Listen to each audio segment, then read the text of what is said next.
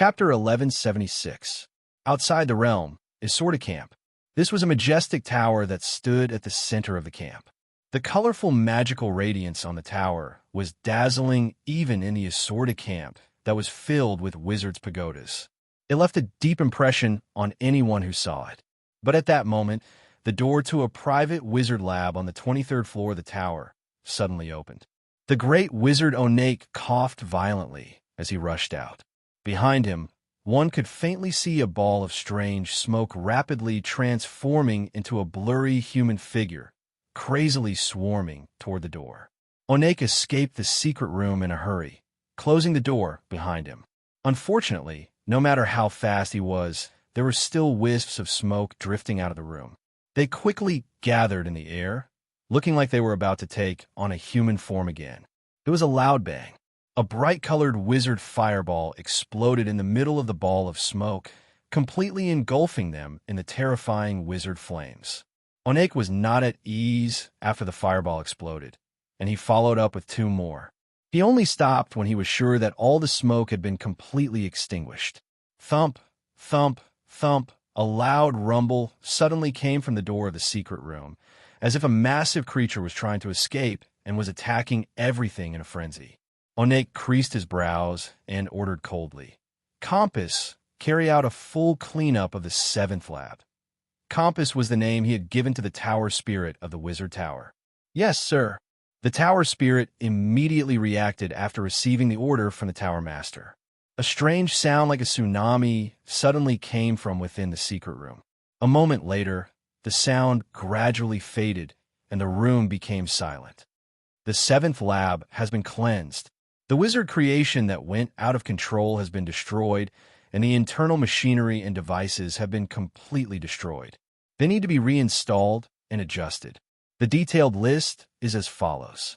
Master, please approve if you want to use the Wizard's Pagoda's reserves to rebuild the 7th lab. The list of items and resources reported by the tower spirit echoed in his mind, and Onake could not help but feel a headache coming on. The failure to refine the Cloud Giant Potion had cost him a lot of high-grade resources.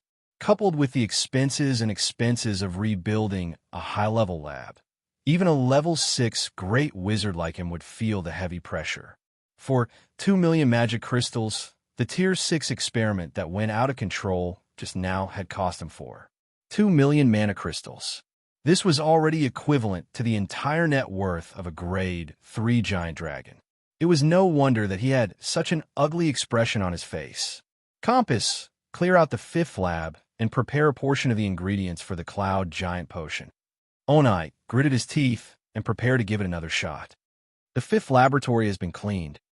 However, the remaining resources are not enough to make one more Cloud Giant Potion. Which one is missing? 300 grams of active ancient giant spinal cord. Hiss. Onake felt his teeth ache even more. The Cloud Giant Potion he wanted to concoct was a rank 6 potion, and it required the active spinal cord of an ancient giant, which was an extremely rare Magus resource. It was almost impossible to replenish it in a short period of time. The ancient giants have been extinct for tens of thousands of years, and it was extremely difficult to obtain their active spinal cord. Onake had only found a group of descendants with the bloodline of the ancient giants in a small plain. He had slaughtered over 100 subblood giants in one go and continuously refined them, increasing their activity. Only then did he manage to obtain a suitable batch of active giant spinal cord. Now that he had used up all of the main ingredients, where could he find more? But just as Onake was feeling vexed, new information came from the tower spirit compass. Warning! Warning! Strong energy waves detected in the outskirts of Camp Isorda. Target location, XXX. Magus Calef of the Inspection Department sent you a message 27 hours ago asking if the camp needs to intervene. He is currently awaiting your reply. The Inspection Department was a Magus organization under Camp Isorda. They were mainly in charge of the security and basic order around the camp. Calef was a rank 4 Magus and the head of the Inspection Department. 27 hours ago? Looks like I missed out on a lot of interesting things while concocting the Cloud Giant Potion. Onake laughed sinisterly.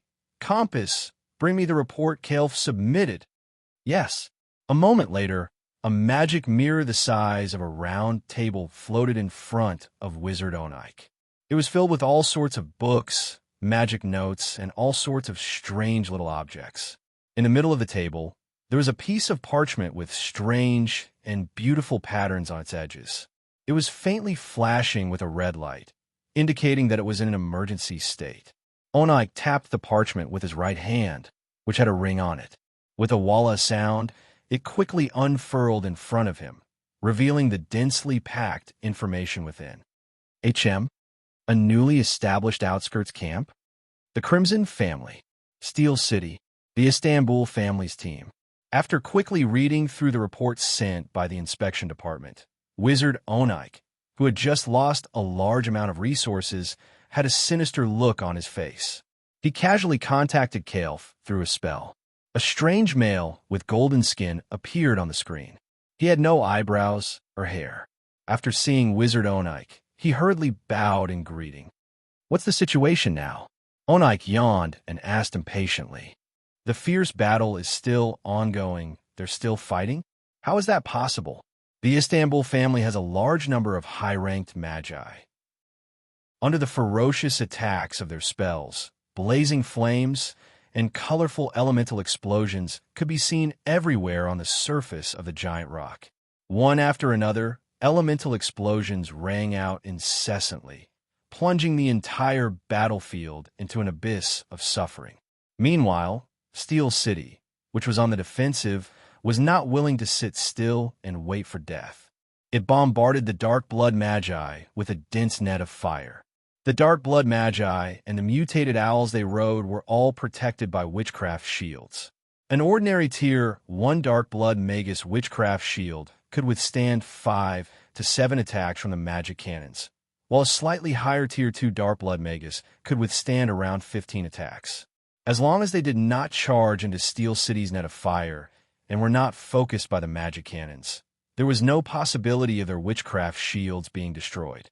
The Dark Blood Magi's previous attack was indeed a wandering tactic, sending the Dark Blood Magi to the front line in batches to attract Steel City's firepower and deplete its internal reserves of elemental energy. Whenever a Dark Blood Magus witchcraft shield was on the verge of shattering, they would replace the Dark Blood Magi and send them back after the shield recovered. The Tier 4 Magus of the Isatar family, who was in charge of leading the Dark Blood Legion, had also thought this through. Before coming here, they had investigated the matter thoroughly. The Crimson family had not built a wizard tower in their base. This also meant that the massive Steel City below did not have the protection of the Wizard's Pagoda, and it was even more impossible for it to obtain the support of the Wizard's Pagoda's energy. Thus, the more magic cannons the other party brought out, and the more frequent the attacks, the more terrifying the energy reserves of the family would be depleted. How many magic crystals could a small family that had just advanced to Tier 4 have? Based on the intensity of the firepower, the Crimson family would probably have to pour out all their blood and sweat once the battle was over. Chapter 1177. The arduous battle lasted for 20 hours, and the Dark Blood Legion had only lost about 30 Tier 1 sorcerers. As for the Steel Capital, apart from the metallic defensive layer on the surface of the rock, which had been blasted into smithereens, only the few metal towers on the outskirts had been destroyed one after another. As for the metallic magic equipment, over 100 of them had been destroyed, while none of the high-grade magic equipment above Grade 2 had been damaged. From these numbers, one could see how gentle the battle had been. If this had been a normal war between magi, the casualties on both sides would have been more than tenfold. The shockwaves from the battle had attracted the attention of the patrolling team from Exeter Camp. However, after seeing the badges worn by the Dark Blood Magi, the patrolling team did not interfere in the battle. Instead, they reported the matter to their superiors. This matter involved the Isthel family, a Tier 5 organization. Ordinary patrolling magi did not have the strength to interfere in a battle of this level. Moreover, this was only the border of the Exeter Camp. Strictly speaking, it was not part of the camp's territory. Hence, the patrolling magi could only stand guard outside the battlefield and observe the battle from the sidelines. It was precisely because of this confidence that the Isthil family's Tier 4 Magus was so unbridled. Otherwise, any Magus family that took the initiative to start a fight in Exodar camp would be punished by the great Magus station there, even if they won. When the battle had dragged on for 20 hours, the Isthil family's Tier 4 Magus finally realized that something was wrong. If the Crimson family was really relying on mana crystals to support the Steel City, then they would have been completely depleted by now and would have to pour out their hearts and lungs. However, the Dark Blood Magi had already lost a small team, and the terrifying Steel Capital was still filled with ferocious firepower. It did not look like it was running out of energy at all. Bastard! There must be something strange about the enemy's fortress. We can't drag this on any longer. Juver, lead the first team and charge in. Occupy a stronghold on the surface of the enemy's city. Yes. Hearing the Tier 4 sorcerer's command, a Tier 3 male dark blood sorcerer with an aquiline nose and a gloomy expression laughed sinisterly. He patted the gigantic owl beneath him and led 500 dark blood sorcerers in a dive. Winnow, you're proficient in plants. After Zhu Hua occupies a stable stronghold, you'll be in charge of creating magic vines and drilling through this damned boulder. Yes, everything is as you wish.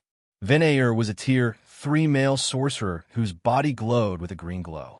He was also covered in all sorts of bottles and jars. After he bowed and accepted the order, he waved his hand and led his 300 direct subordinates out of the formation.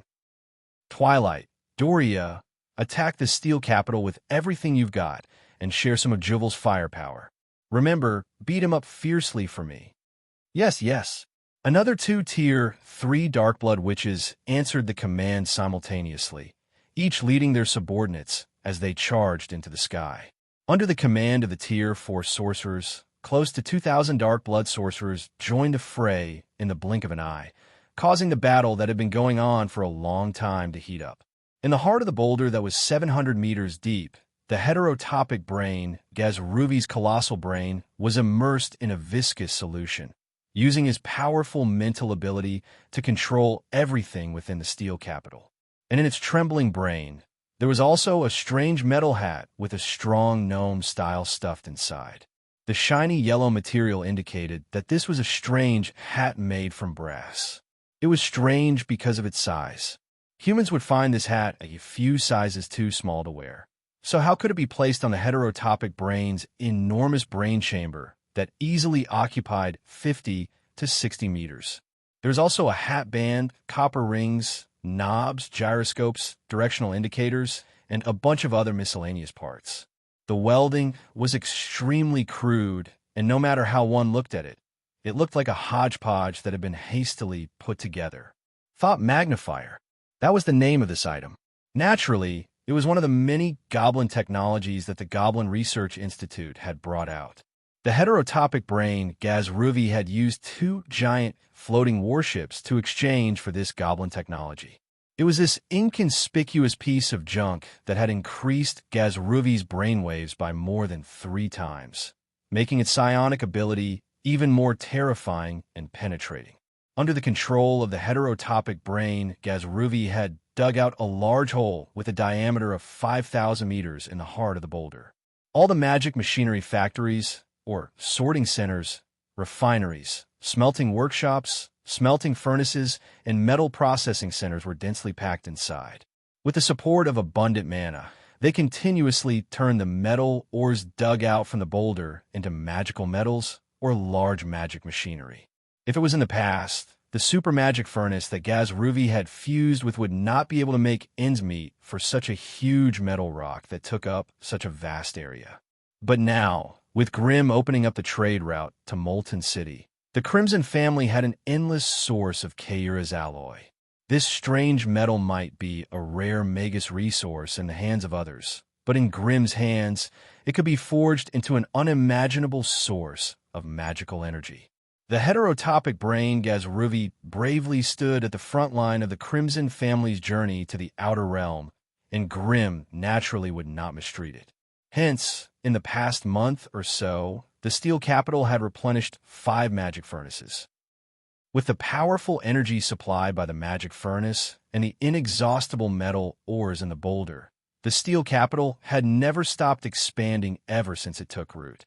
All the ores dug out from the boulder would be sent to the goblin workshop, where they would go through hundreds of procedures such as sorting, filtering, smelting, refining, blending, and so on. Then, they would be continuously turned into magical alloys needed for the expansion of the steel capital, where they would be forged into metal magic machinery to expand the ranks of the steel capital's defenders. With energy and metal, the steel capital would have the foundation to expand endlessly. It could be said that in the past, the steel capital had built countless mechanical eyes and mine explorers and scattered them into the vast outer realm. All the floating boulders, dark spaces, mechanical eyes, and mine explorers visited them one by one. Their locations, their rock composition, their metal composition, and reserves, the ratio of rare ores. All sorts of precious information was gathered in the brain of the heterotopic brain, Gazruvi. To be honest, the heterotopic brain, Gazruvi, probably had more detailed and objective information on the distribution of the boulders and the composition of the resources in the outer realm than the Magi stationed at the assorted camp. If not for the sudden arrival of these enemies, the heterotopic brain, Gazruvi, would have been considering which floating boulder to build a second steel base on. But now, Gazruvi had temporarily sealed off this idea and began to deal with these hateful, uninvited enemies with all his might. After 20 hours of low-intensity warfare, not only did the magic energy reserves of the steel capital not deplete, it even allowed Gazruvi to store 300 tons of magical alloys, more than 400 grade 1 magic machinery, and more than 20 grade 2 magic machinery.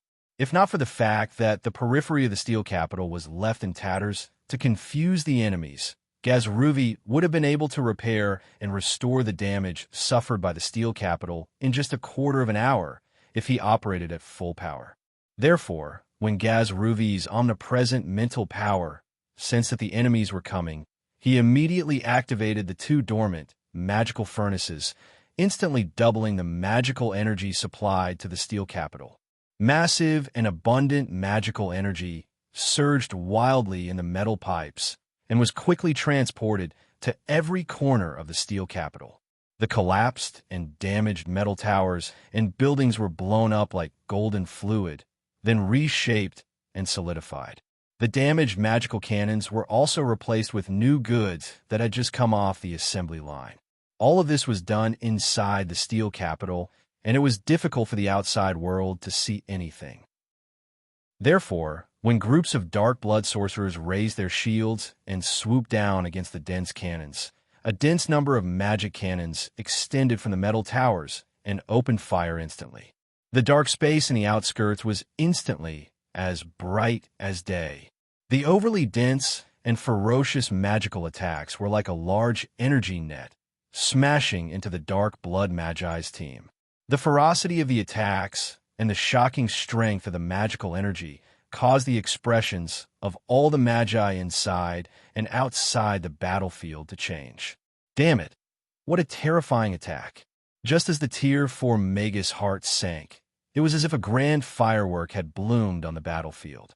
A terrifying torrent of energy instantly engulfed the hundreds of dark blood Magi at the forefront. Bang, bang, bang. With such concentrated firepower, even if the magical shields were 10 times stronger, they would not be able to defend against it.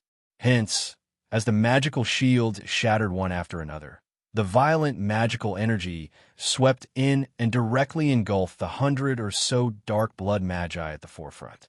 Energy surged, elemental explosions, severed limbs, flesh and blood splattered. 126 Tier 1 dark blood Magi and 11 Tier 2 dark blood Magi became the pitiful victims of the steel capital's first round of counterattack. Most of the Magi, along with the owls they were mounted on, were riddled with holes and smashed to pieces. Broken limbs and blood poured down like rain. Some of the Magi who suffered from the concentrated fire were directly vaporized, not even leaving behind a single piece of their body. Chapter 1178. The dark blood wizard who was riding on the giant owl continued to dive. Energy rays shot out from the Steel City, covering the sky in a dense array, leaving no room for evasion. The Dark Blood Magi had erected colorful shields around their bodies, and under the concentrated attack of the energy rays, the shields began to tremble and ripple violently. The color of the shields also rapidly fell from yellow, signifying danger, to red, signifying danger. Many low-grade wizards had their shields shattered, and their bodies were blown up into pieces by the energy storm. Sticky blood splattered down from the sky. Taking advantage of this opportunity, a torrential downpour of spells rained down, instantly baptizing the metal buildings on the surface of the Steel City. Don't get tangled up with these inanimate objects. Charge down. Jeware, who had been ordered by the Tier 4 Magus to charge, saw the fierce net of firepower in front of him. It would be extremely difficult for him to charge through on his owl. Hence, he bellowed and jumped off his mount. His entire body transformed into a blazing meteor as he smashed towards the massive metal plaza in front of the Steel Temple. Swift as the wind, violent as fire, withstanding over 100 energy rays, the blazing meteor smashed into the edge of the metal plaza in a berserk manner. Boom! A loud, muffled sound echoed. A terrifying shockwave of black flames erupted from the point of impact, sending thousands of twisted metal fragments flying in all directions. The metal buildings and fortresses in the vicinity crackled and became riddled with holes. Amidst the thick pillar of dust, a tall and mighty dark blood giant stood up and let out a terrifying roar that intimidated everyone present. At this moment, the dark blood giant was in a massive crater that was 20 meters wide and 7 meters deep. At the edge of the crater, one could see a 1-meter-thick, twisted metal barrier. However, just as Jeware's dark blood giant roared towards the sky, the magic cannons on the metal towers near the crater adjusted their muzzles and aimed at the audacious Tier 3 Magus. BZZ. BZZ. With a flick of his finger, concentrated energy rays rained down on the dark blood giant's body. The violent mana instantly engulfed the dark blood giant. The energy was berserk, and the electric light was sharp. The entire battlefield was filled with blinding rays of light, and soul-stirring, sizzling sounds could be heard everywhere. The place was filled with the terrifying stench of burnt flesh when a round of attacks came to an end. The dazzling snow-white light imprinted in the air slowly dissipated, and everyone finally saw the dark blood giant's figure again. Wretched, extremely wretched, his 5-meter-tall body was already riddled with holes, and blood was gushing out like a fountain. The mutilated limbs were full of scars left behind by the energy wreaking havoc. There were frostbites left behind by the frost spell, burn marks left behind by the lightning spell, and fragments left behind by the wind spell. However, the Tier 3 Magus' outstanding magic resistance and tenacious vitality allowed him to stubbornly resist this round of attacks and survive. Just as the Steel City was constantly adjusting the magic cannons and preparing for the second round of violent attacks. Whoosh, whoosh, whoosh. Over 100 meteors covered in black flames fell into the Steel City, setting off massive flaming shockwaves and towering pillars of dust everywhere.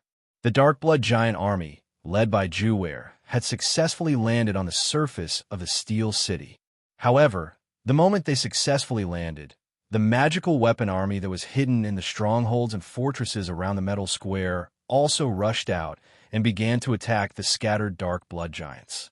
Hence, dozens of extremely intense, small-scale battlefields appeared on the ground in an instant. This time, the attackers turned out to be an army of enchanted machines, while the Dark Blood Giants that had crossed the line of fire to reach the Steel Capital could only passively endure attacks from all directions. The battle between the two sides almost instantly submerged the Steel City in the flames of war that soared into the sky.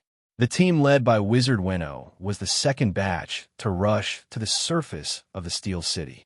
Over 30 Dark Blood Giants, each 4 to 5 meters tall, formed a small circle, and with the cover of their companions' bodies, they barely managed to resist the concentrated cannons. The rest of the Dark Blood Giants charged out with all their might, clashing with the metal magic machine army that pounced on them amidst the sizzling sounds of fire. On one side were the giants of flesh and blood with amazing magic resistance, and on the other side was the magic machine army that did not fear death and charged forward bravely. Both sides were bathed in blood on the metal plaza, engaging in melee combat with each other, creating terrifying deaths at every moment. Taking advantage of the fact that the Steel Capital's ferocious firepower was drawn away by the Dark Blood Giants, the Dark Blood Magi, led by Vinayer, took out green seeds from their pouches and threw them into the cracks in the rocks that were close to being destroyed. Then, they immediately started chanting strange incantations, condensing strange runes into the ground. After a moment, the earth shook and the boulders trembled. Terrifying vines that looked like demons and ghosts sprang out from the ground, quickly growing taller and thicker and intertwined together, forming an even thicker and more terrifying humanoid monster. The roots and tentacles of the vines were still drilling and churning in the rock stratum. Its exposed vines were also growing and spreading wildly. Almost in the blink of an eye, 100-meter tall, extremely strange vines appeared in front of them and began to attack the several towering metal towers around it. And the way it attacked was also very strange.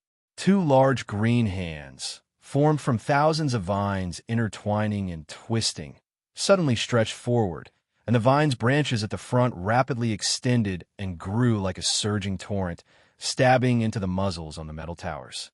In the next second, green vines, like nimble octopus tentacles, spread and burrowed everywhere inside the metal towers.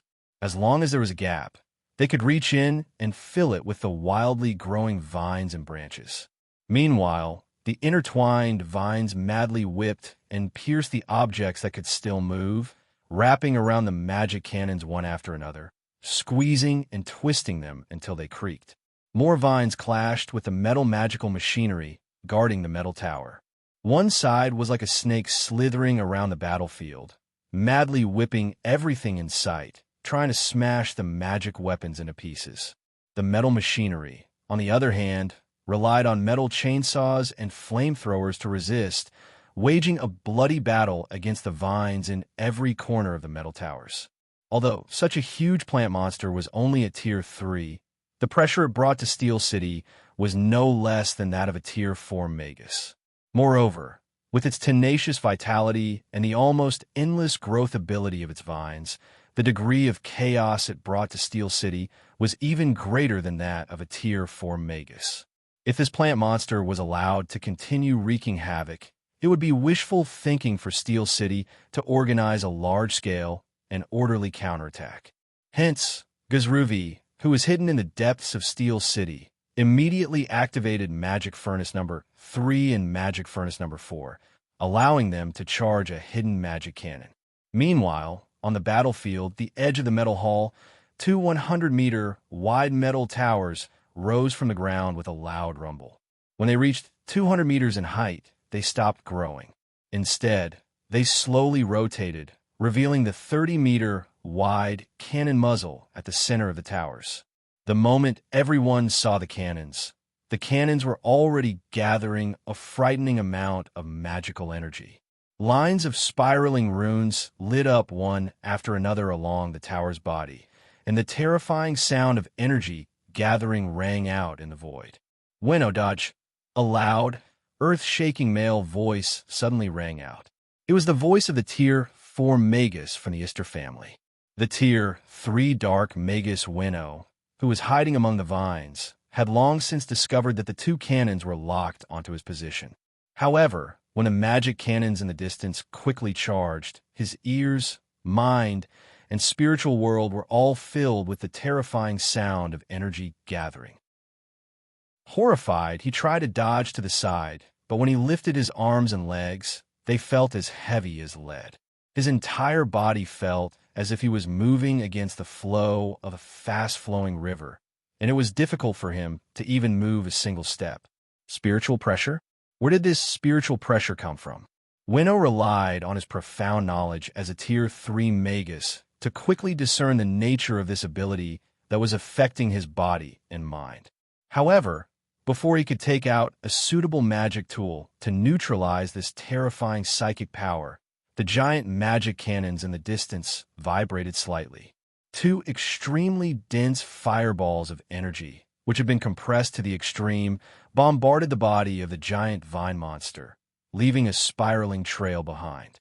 The vines, which were as tough as steel, melted in an instant. The two fireballs penetrated the thorny armor that was tens of meters thick and simultaneously bombarded Weno's magic shield. A muffled bang sounded. An astonishingly hot and bright red sun rose from the inside of the monster, vaporizing everything within a radius of 1,000 meters as easily as crushing dry weeds and smashing rotten wood. That Magus Weno and the 100 or so dark blood magi around him did not even have a chance to make a sound before they were vaporized in an instant. Their lives, souls, and all other auras disappeared without a trace. The entire world was left with a terrifying white light that one could not look straight at, and a wave of heat that could corrode one's soul. The terrifying destructive power of the two magic cannons' combined attack was not the least bit inferior to the all-out attack of a Tier 4 Magus.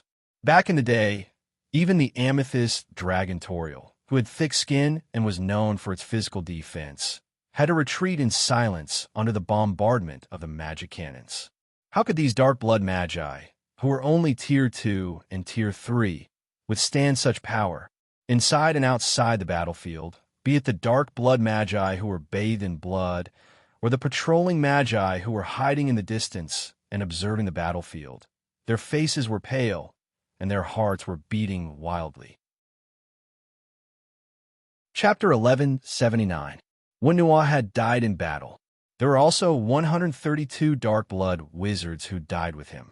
As for those injured by the shockwaves from the magic cannons, over 300 were injured, including the dark blood giant Jawer, who had been fighting on the front lines. The two magic cannons had opened fire for the first time, killing one Tier 3 dark blood magi and heavily injuring the other. The vine monster that had been wreaking havoc on the battlefield had also withered and died instantly. In a situation where there were no Tier 4 magi holding the line, such a result was practically a miracle. The shock that this attack brought to the Tier 4 magi of the Iskall family was incomparable.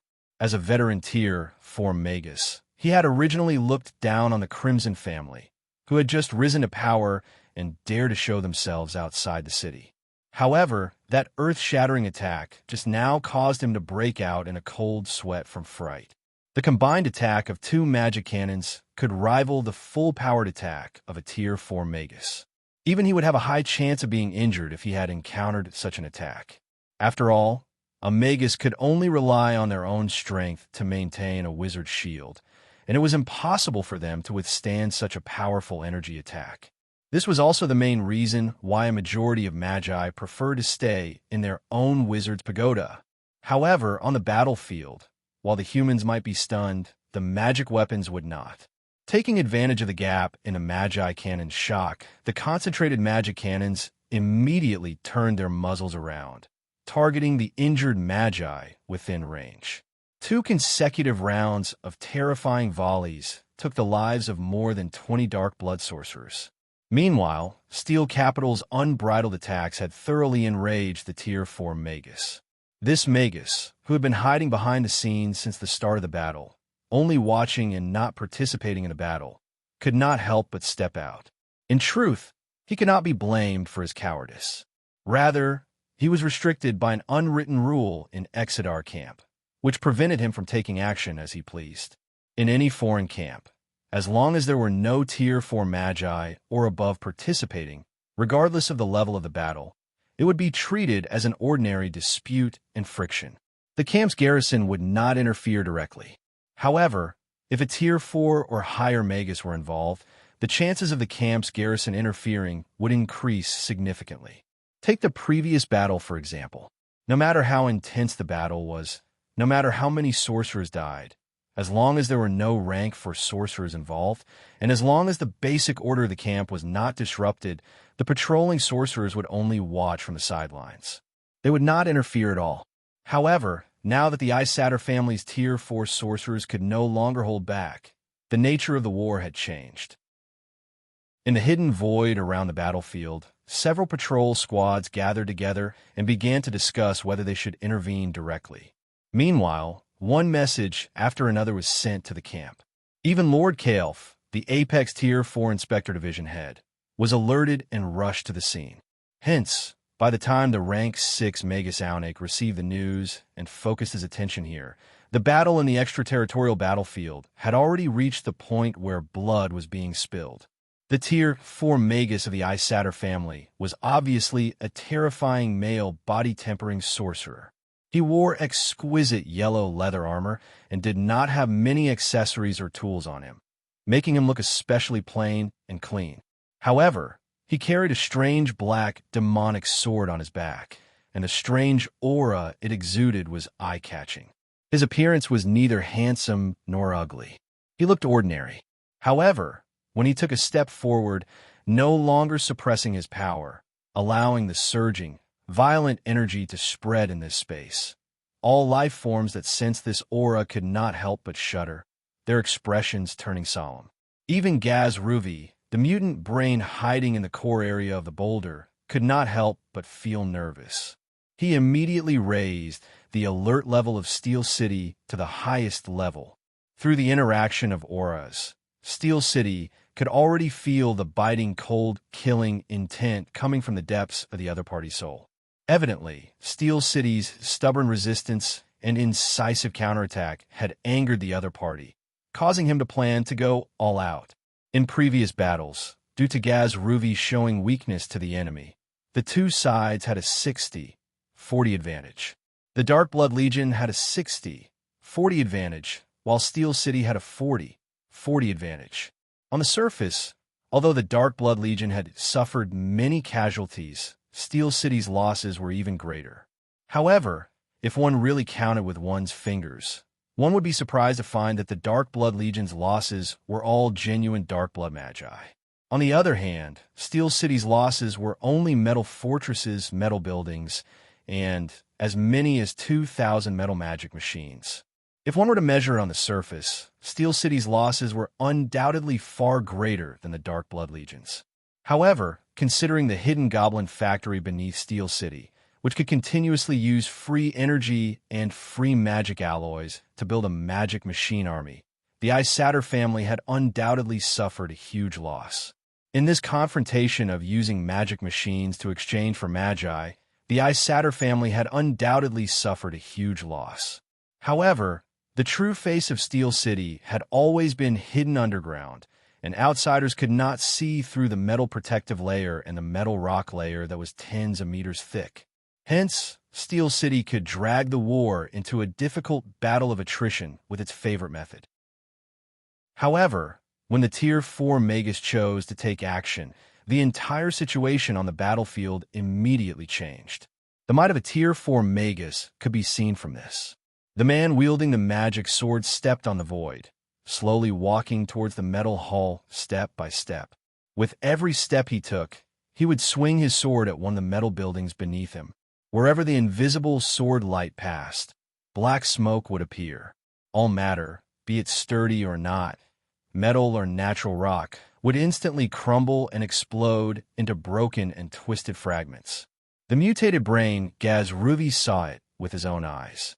A team of metal magic machines that had just stepped out of the assembly line and rushed to the surface was slashed by a sword light that was difficult to see with the naked eye. In an instant, they disintegrated and exploded into countless metal fragments all over the ground. When the invisible sword light slashed at the ground, it left a terrifying pit that was nearly 100 meters long. When it slashed at a metal tower, the upper half of the tower would rumble and collapse amidst a series of ear-piercing sounds of friction, and the exposed metal section was flat and smooth. As for the counterattacks launched by Steel City, they were all blocked by a layer of strange and twisted protective force field. No matter how many energy rays and energy fireballs there were, if they could not stack their attacks, they would not be able to do anything to the physique refinement sorcerer's protective force field. If they wanted to make him restrain himself, only an attack like the giant magic cannons could stop him a little.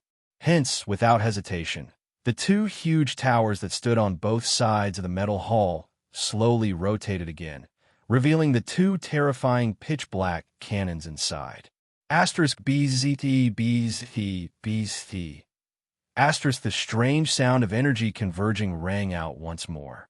Waves of extremely powerful magical energy passed through the energy pipes, passing through the thick hollow tower and being transmitted to the giant magic cannons.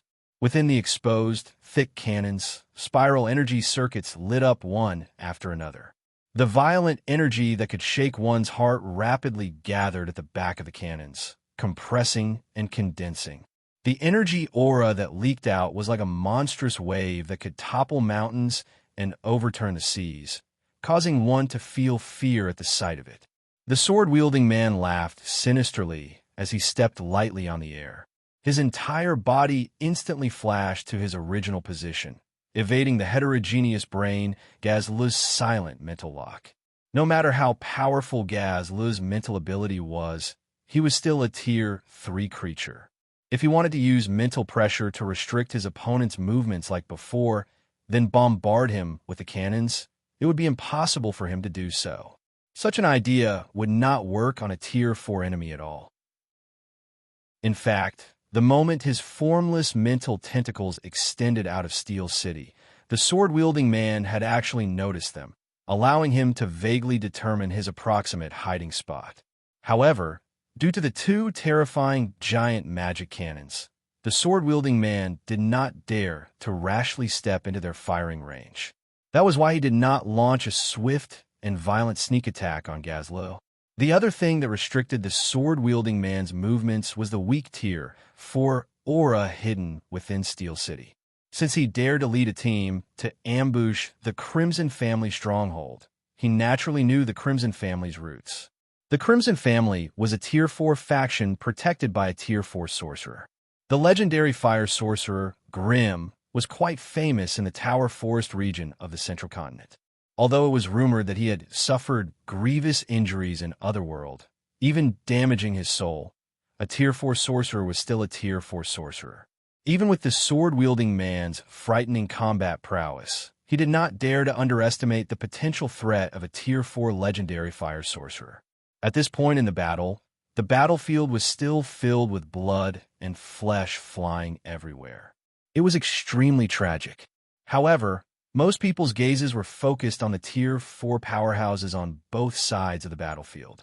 Even though the Tier 3 sorcerers were fighting fiercely, they could not divert their attention away from the battle. After all, those below Tier 4 were nothing but ants and cannon fodder. Only Tier 4 sorcerers could decide the future of this small-scale battlefield. Meanwhile, in the core area of the steel capital that was tightly guarded, the somewhat skinny Grimm stood in a huge metallic space, finally handing over the command of the Crimson Family's most important war equipment to the hetero brain, Gazruvi. As the underground space trembled and rippled, the white light, signifying the successful teleportation, slowly faded from the hall, and a ferocious metal magic machine, several dozen meters tall and 100-meter-long head and tail, appeared inside the steel capital.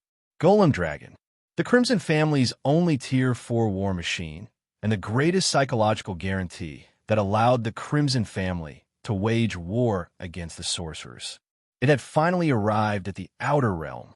You're in charge of it now. Grimm coughed lightly, a trace of exhaustion on his youthful face. Use it to protect this steel city and bring terror to the enemy. Chapter 1180. It had to be said that as long as the Golem Dragon appeared on the battlefield, it would become the king of the battlefield. By the time the man with the demonic sword reached the entrance of the Steel City, there were innumerable fragments of enchanted machinery behind him, as well as the ruins of the city that appear to have gone through the apocalypse. The two magic cannons had also quietly stopped firing, having been cut into countless pieces by the magic sword. However, the crazy shooting of the magic cannons before they were destroyed had also caused the Dark Blood Army to suffer heavy losses. The initial estimate was that the number of Dark Blood sorcerers who had died was as high as 1,300. After that sorcerer Winnow, Another Tier 3 sorcerer could not dodge in time and became the last crazy sacrifice of the magic cannons. At this point, the losses of the Istanbul family had reached a point where even bystanders felt a faint heartache. However, with so many sacrifices, they had also swept away the magic defense on the surface of the Steel City. Now, there were only more than 100 magic Imperial guards guarding the entrance. The 5 magic captains at the front had the strength of Tier 3, and the rest of the members were all Tier 2. With such a fearless and loyal army of magical machines, it would be extremely difficult for ordinary invaders to invade the Steel City. However, when the enemy this team faced was a powerful and terrifying Tier 4, no one thought that they could continue to hold their posts. And the truth was indeed so. The combined magic shield put up by 5 Tier 3 and 98 Tier 2 magic equipment suddenly burst under the third attack of the man with a magic sword. 2 of the 5 magic captains were also cut into sparks, and their bodies were damaged.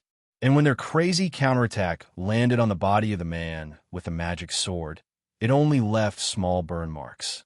As the man with the magic sword strode forward, these burn marks were still healing and disappearing at a speed visible to the naked eye.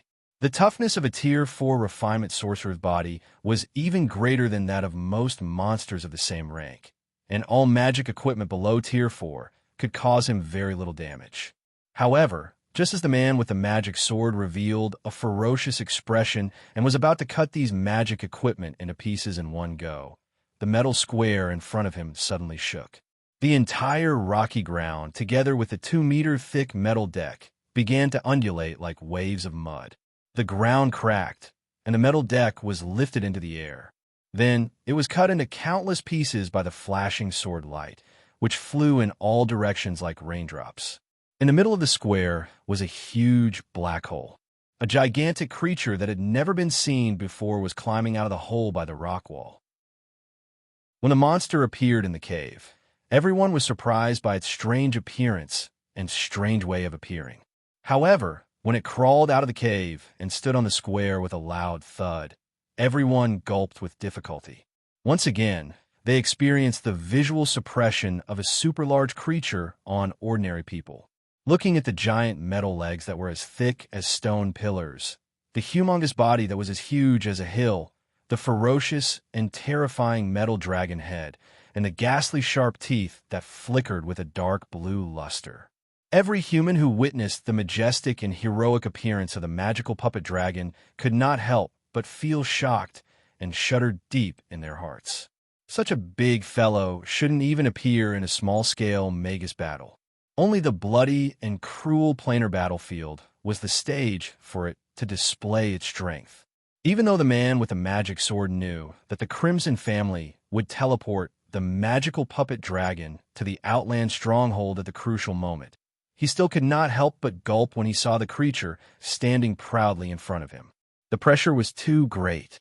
Those who had never faced the magical puppet dragon's gigantic body and terrifying power would never understand the anxiety and heavy pressure of facing a peerless, ferocious beast, just like the man with the magic sword in front of him.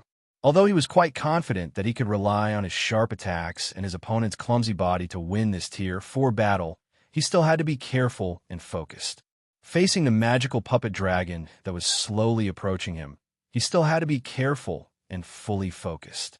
He had no choice. With the advantage of its size, it could crush him in both strength and vitality. The only way he could win was to avoid its ferocious attacks and find its weak points to attack. During this period of time, he didn't want to be touched by the other party's thick metal limbs or the cold, sharp teeth that were like guillotines. As for the 2 giant magic cannons on his back, they were also a huge threat to him.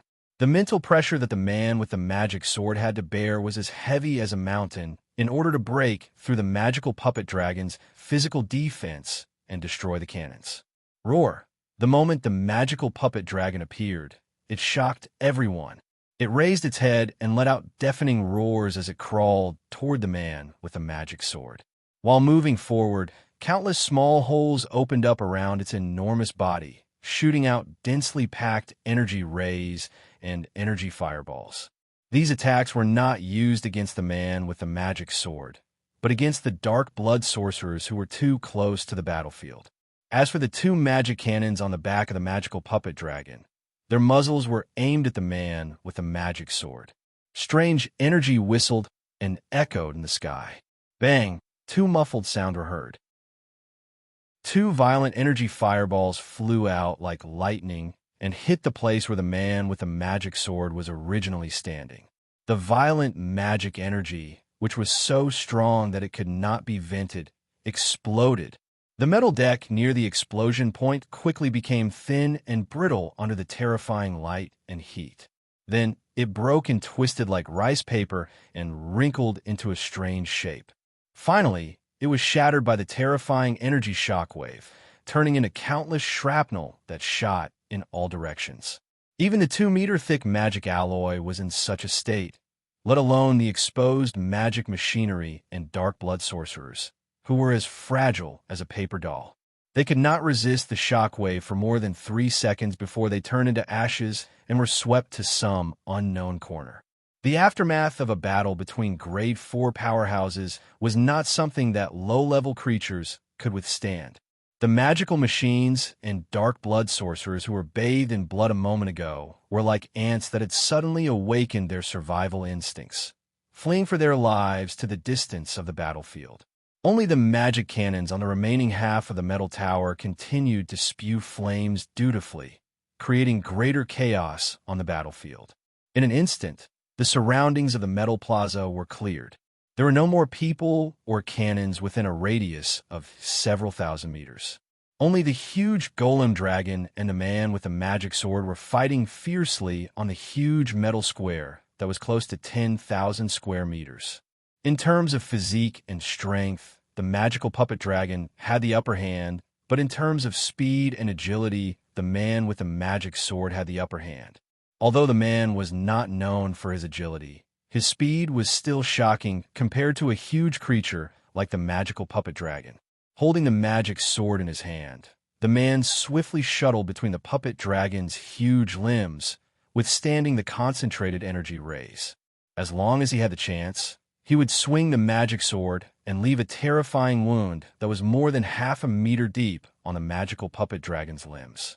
In the previous battle, the man with the magic sword could casually cut down a metal tower. But now, no matter how thick the magical puppet dragon's limbs were, they could not be thicker than the metal tower, and yet he could not cut them down.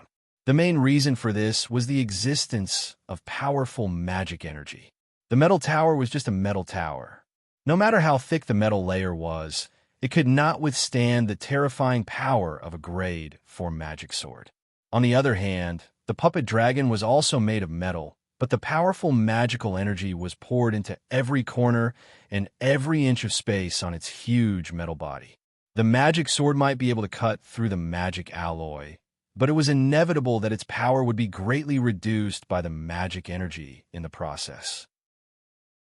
That was why every slash was so difficult and strenuous. The magical puppet dragon no longer looked clumsy and sluggish under the control of the alien brain Gazlo.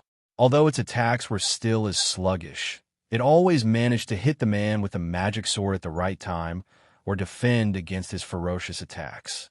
If the man wanted to cut off one of the magical puppet dragon's metal legs, he would have to strike the same spot 7 times. With the magical puppet dragon's sweeping legs, biting claws, and frenzied magic cannons, it would be extremely difficult for the man to achieve this. At the very least, he would have to pay a price. Meanwhile, this Tier 4 battle had undoubtedly attracted even more attention.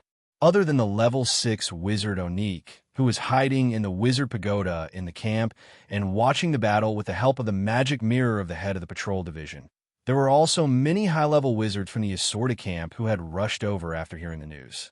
They also hid themselves far away like the patrol wizards, watching the colorful battle with great interest. It had to be known that among Tier 4 sorcerers, battles between high-ranked sorcerers would rarely occur unless there was a huge grudge between them. But once it happened, it would be a battle to the death, and it would not end until one side was defeated. That was why this semi-public battle between high-level wizards was rare and precious. It was also the best opportunity for them to gather information about their peers. Although they did not reveal themselves, the mental perception of a Tier 4 wizard could cover the entire area. Under the influence of their auras, even if they could not see each other clearly, they could roughly estimate the strength of the other party. With so many wizards of the same level watching, the man with the magic sword was obviously not willing to be entangled by a clumsy and sluggish magical weapon of war. Hence, he let out a roar, and his body shone with a golden light. The hilt of the magic sword suddenly ejected countless barbs, stabbing into his hand and madly absorbing his blood. After absorbing his blood, the power of the magic sword increased greatly. As he swung the sword twice, 2 dazzling golden lights flashed, and 2 thick legs on the left side of the magical puppet dragon were severed in the middle, falling to the ground with a rumble. Chapter 1181. The situation of the battle, which was originally evenly matched, suddenly changed due to the outburst of the magic sword. This made the onlookers excited, and they became even more excited to watch the battle. Of course, while they were watching, they were also in awe of the man with the magic sword's terrifying attack power. With the sharpness of the magic sword, it could probably pose a fatal threat to all rank 4 wizards after the outburst. This was something that they couldn't help but exclaim in admiration. However, they also had this kind of temporary burst witchcraft method, so they had a better understanding of its repercussions. It was either a period of weakness, a serious after effect, or the consumption of some special wizard resources during the outburst. No matter which one it was a huge price to pay for a rank 4 wizard. However, the result of the outburst was extremely gratifying. After losing 2 of its limbs, the puppet dragon became a little wobbly and could not stand steadily. However, when the man with the magic sword wanted to take the opportunity to finish it off, the puppet dragon suddenly burst out with the most ferocious cannons. Energy beams, energy rays, energy balls. They rained down on the puppet dragon's head. Even with the strength of the man with the magic sword, he was so scared that his face turned pale. He desperately tried to break through the dense cannons, trying his best to break out of the magic fire net. Taking advantage of the fact that the opponent was being chased by the cannon fodder and had no time to look around, the puppet dragon crouched down. Countless silver-white threads suddenly extended out of the 2 remaining limbs and pierced into the 2 broken limbs. After a series of pulling, correcting, and fusing, the broken limbs were actually reattached. Therefore, when the man with the magic sword broke through the net of fire and approached the puppet dragon again, it was as good as new and was once again whole. At this time, the man with the magic sword had already retreated from the outburst state. Apart from his pale face, there did not seem to be any after effects. Both sides did not hesitate to start fighting again. With his agile body, the man with the magic sword obviously had the upper hand in this battle. Most of the battles that broke out were initiated by him. The puppet dragon's body was too big, so it was obviously not suitable for small-scale battles between wizards. Therefore, it could only barely defend against the opponent's attacks. However, the concentrated magic cannons around the puppet dragon posed a significant threat to the man with the magical sword. Once he was trapped by the sluggish force field or the static boundary created by the puppet dragon, even he would not be able to withstand the attacks from the giant magical cannons. Just like that, the battle was in a painful stalemate. But in the end, it was Steel City that broke the stalemate. While the puppeteer dragon was entangled with the man with the demon sword, the 2 originally destroyed magic cannons were repaired under the control of the heterogeneous brain, Gazruvi. Hence, when the giant magic cannons rose amidst the loud rumbles, everyone's expression stiffened. For magic cannons? With the assistance of these 2 magic energy cannons, the gaps in a magic energy firepower net were filled, leaving the man with even less space to dodge. Finally, as the 4 giant magic energy cannons fired wildly, the man with the demon sword could not dodge in time and was hit squarely on his body. Bang! The man with the demon sword was sent flying out of Steel City and into the endless darkness around the giant floating rock. More than half of his clothes were burned away, and the demon sword in front of him buzzed and vibrated incessantly. He opened his mouth and spat out a mouthful of blood, revealing a basin-sized burn wound on his chest. Even so, the wound was healing at a speed visible to the naked eye. Taking advantage of the time the man with the demon sword left, the terrifying puppet dragon began to charge at the place where the dark blood sorcerers were gathered with earth-shattering steps. Sizzling magical rays, berserk energy fireballs, energy beams that swept across the horizon, as well as the area of effect energy cannons. The dark blood sorcerers, who had held a certain advantage before, could no longer stand on the surface of the Steel City under the crushing blows of the golem dragons, and were actually banished to the distant dark void. Without the restraints of the Tier 4 sorcerers, the puppet dragon was a terrifying war machine created by all the goblin engineers of the Crimson family. Its destructive power against normal sorcerers was simply astonishing. Meanwhile, the magic royal guards that bullied the weak and feared the strong were entrenched around the puppet dragon, like soldiers clustered around a general, and began a frenzied pursuit of the defeated dark blood sorcerers. It was only when the other party escaped from Steel City and hid in the surrounding dark void did they stop.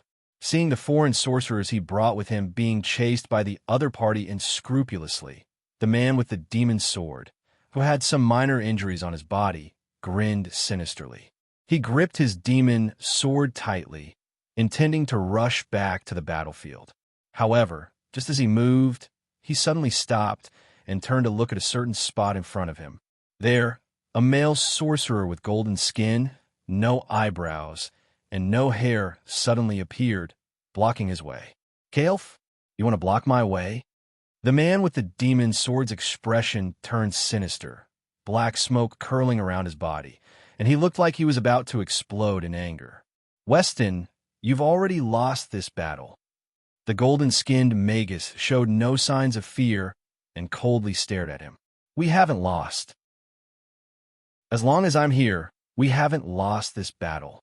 The man with the demon sword, Weston, was enraged. "Get out of my way. I want to personally chop that big lump of metal into pieces. I want to tear that fellow in Steel City into 1,000 pieces." The golden-skinned magus stood his ground, not moving an inch. "Weston, this is his Sorta camp, not the territory of your Isatar family.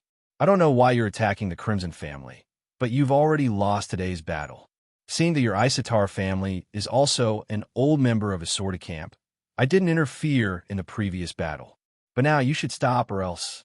Although he didn't finish his sentence, West, the man with the magic sword, had already sensed the threat and warning in his words. The other party's intentions were also very clear. The Isatar family was an old force that had been stationed in a Sorta camp for over 1,000 years. If the battle had gone smoothly, Kaelf, as the head of the patrol division, could naturally turn a blind eye to it. But now, it was obvious that the newcomer from the Crimson family had the upper hand. Weston, who was eager to turn the tables, had returned to the battlefield, causing this small-scale battle to escalate rapidly. With this, Kaelf, who was usually in charge of maintaining order in the camp, was now in an awkward position. The man with the demon sword, Weston, gritted his teeth and finally said sternly, Is this your idea, or the idea of the Lord behind you? What's the difference?" The golden-skinned magus Kaelf said coldly, "Lord Aunaic has seen the battle just now. He asked me to pass a message to your Isatar family. Your family might have some sort of relationship with Lord Medusa, but in a Sorta camp, he doesn't wish to hear the name Medusa ever again. This is Lord Aunaic's idea, and even more so, Lord Ehrenwald's. The true master of a Sorta camp was the rank 7 great Magus Ehrenwald, and the rank 6 Aunaic was only one of his disciples. He was usually in charge of managing the camp's affairs. As a rank 7 great Magus like the Great Witch Medusa, Ehrenwald obviously did not wish to see an outsider meddling in his territory.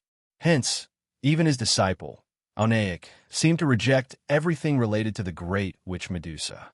Hence, without any communication or interaction with the Isatar family, he suddenly mobilized a large Magus army to encircle a Magus family that had just joined the camp. Once such an evil example was started, it was easy for the order of the camp to collapse. Hearing the names of the two lords, Weston's expression stiffened, and he finally calmed down. He raised his left hand, gently turning the strange snake eye ring on his pinky, and gave a few instructions in a low voice. Under his instructions, the dark blood magi in the sky above Steel City finally heaved a sigh of relief and began to slowly retreat from this sorrowful battlefield. After retreating into the darkness and doing a head count, the high-ranked magi from the Isatar family who had led the troops here could not help but feel a little dejected.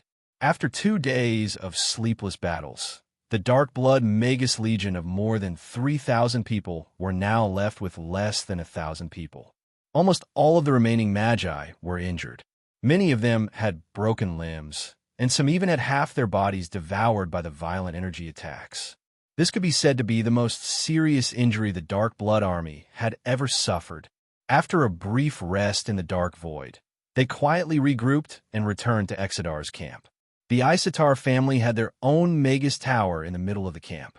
Only with the help of the interplanar teleportation formation could they return to their original world and hide in their true nest to lick their wounds. Following the retreat of the Dark Blood Army, the high-ranked magi who had occupied the surrounding Dark Void also left. After they returned to Isorda camp, news of the Isatar family mobilizing the Dark Blood Army to ambush a new Magus family that had just joined the camp spread like wildfire, quickly spreading throughout the camp. This news brought shock to the various families in the camp. No matter what, the Isatar family could be considered an old force in Isorda camp. How could they be defeated by an unknown new sorcerer family? Hence, many busybodies could not help but search for all sorts of inside information and gossip. They also dug up some of the old secrets of the new Magus family. Sure enough, they managed to find a lot of interesting information in there. Chapter 1182. Magus World, the Blazing Flame Monarch. In that unique, independent space, Grimm sat silently in front of the table, reading the Book of Wisdom. Now, he had already flipped to the 7th page. Every page he read brought him indescribable benefits and great rewards. It was a pity that the Book of Wisdom had an owner. Before he got rid of the god of wisdom, Jiro, he would not be able to completely subdue it and decipher the mysteries within. Hence, every time he read, it was a battle of wits and courage with his spiritual force. If he won, he would be able to decipher many fragments of high-ranked knowledge regarding the mysteries of the world and planes. Of course, it could also be knowledge of divine spells that he could not use at the moment. If he wanted to obtain more, he would need to constantly fight with the Book of Wisdom, continuously separating and analyzing the corresponding fragments of knowledge. He would then do his best to piece them together into a complete jigsaw puzzle of knowledge. If he failed, he would have to suffer the backlash of the Book of Wisdom, suffering a certain degree of damage to his spirit. Fortunately, this was a completely independent space, and the connection between the Book of Wisdom and the God of Wisdom was cut off. Hence, the backlash he had to bear was not unbearable. Even better, he had the AI chip's help. Even if he only separated a portion of the knowledge fragments, he could use it to compare with the Magus system and analyze many high-ranked secret knowledge that was useful to him. Hence, Grimm's spiritual undulations were abnormally frequent these days. His spiritual force would either explosively increase due to his gains, or he would become abnormally weak due to the backlash. Every day, he would hover between the peaks and valleys, suffering mental torture. However, with this stimulation, his spiritual force grew rapidly. It was precisely because his spiritual force fluctuated unpredictably that he did not dare to leave the blazing flame monarch easily, much less appear to fight others. Even when Mary was in danger in another world, and even when Steel City was attacked, Grimm had only sent out some reinforcements. He could not take the risk himself. After all, with his broken spiritual force, it would be difficult for him to fully recover without decades of meticulous nursing. Before that, he could not fight against any enemies of rank 4. After reading the 7th page of the Wisdom Bible seriously and meticulously, Grimm's heart jolted slightly. He quickly closed the book and left the alternate dimension in a hurry. As soon as he exited the alternate dimension, Grimm's body turned into a ball of fire, and he appeared in another secret witchcraft room. The furnishings here were even simpler. There was only a grayish-white stone chair. Below the stone chair, the floor of the secret chamber was covered with densely packed and unusually complicated sorcery array glyphs. Grimm sat on the stone chair without hesitation and activated the spell formation beneath his feet. The entire secret chamber quickly dimmed, and with the projection and changes of the light and shadow in the glyph formation, a strange scene of another region appeared. This was a towering and majestic city. Leaning against the mountain, the buildings were built layer by layer with distinct levels. All the buildings were made of stone blocks. Although they were simple and crude, they had a kind of rough and forceful grandeur. At the top of the tall stone platforms, an even taller and more magnificent, mysterious palace sat at the top of the mountain, overlooking the majestic city below, as well as the green forest around it that undulated like waves. The shadow fiend that Grimm's mental force was attached to was currently hiding in the crown of a tall, ancient tree in the dense forest. Using the shade of the trees as cover, he looked at the giant demon city in the distance. "Master, we found traces of Lady Mary. Should we go and meet up with her now?" The shadow fiend sent a mental message. Both of them were in 2 different dimensions.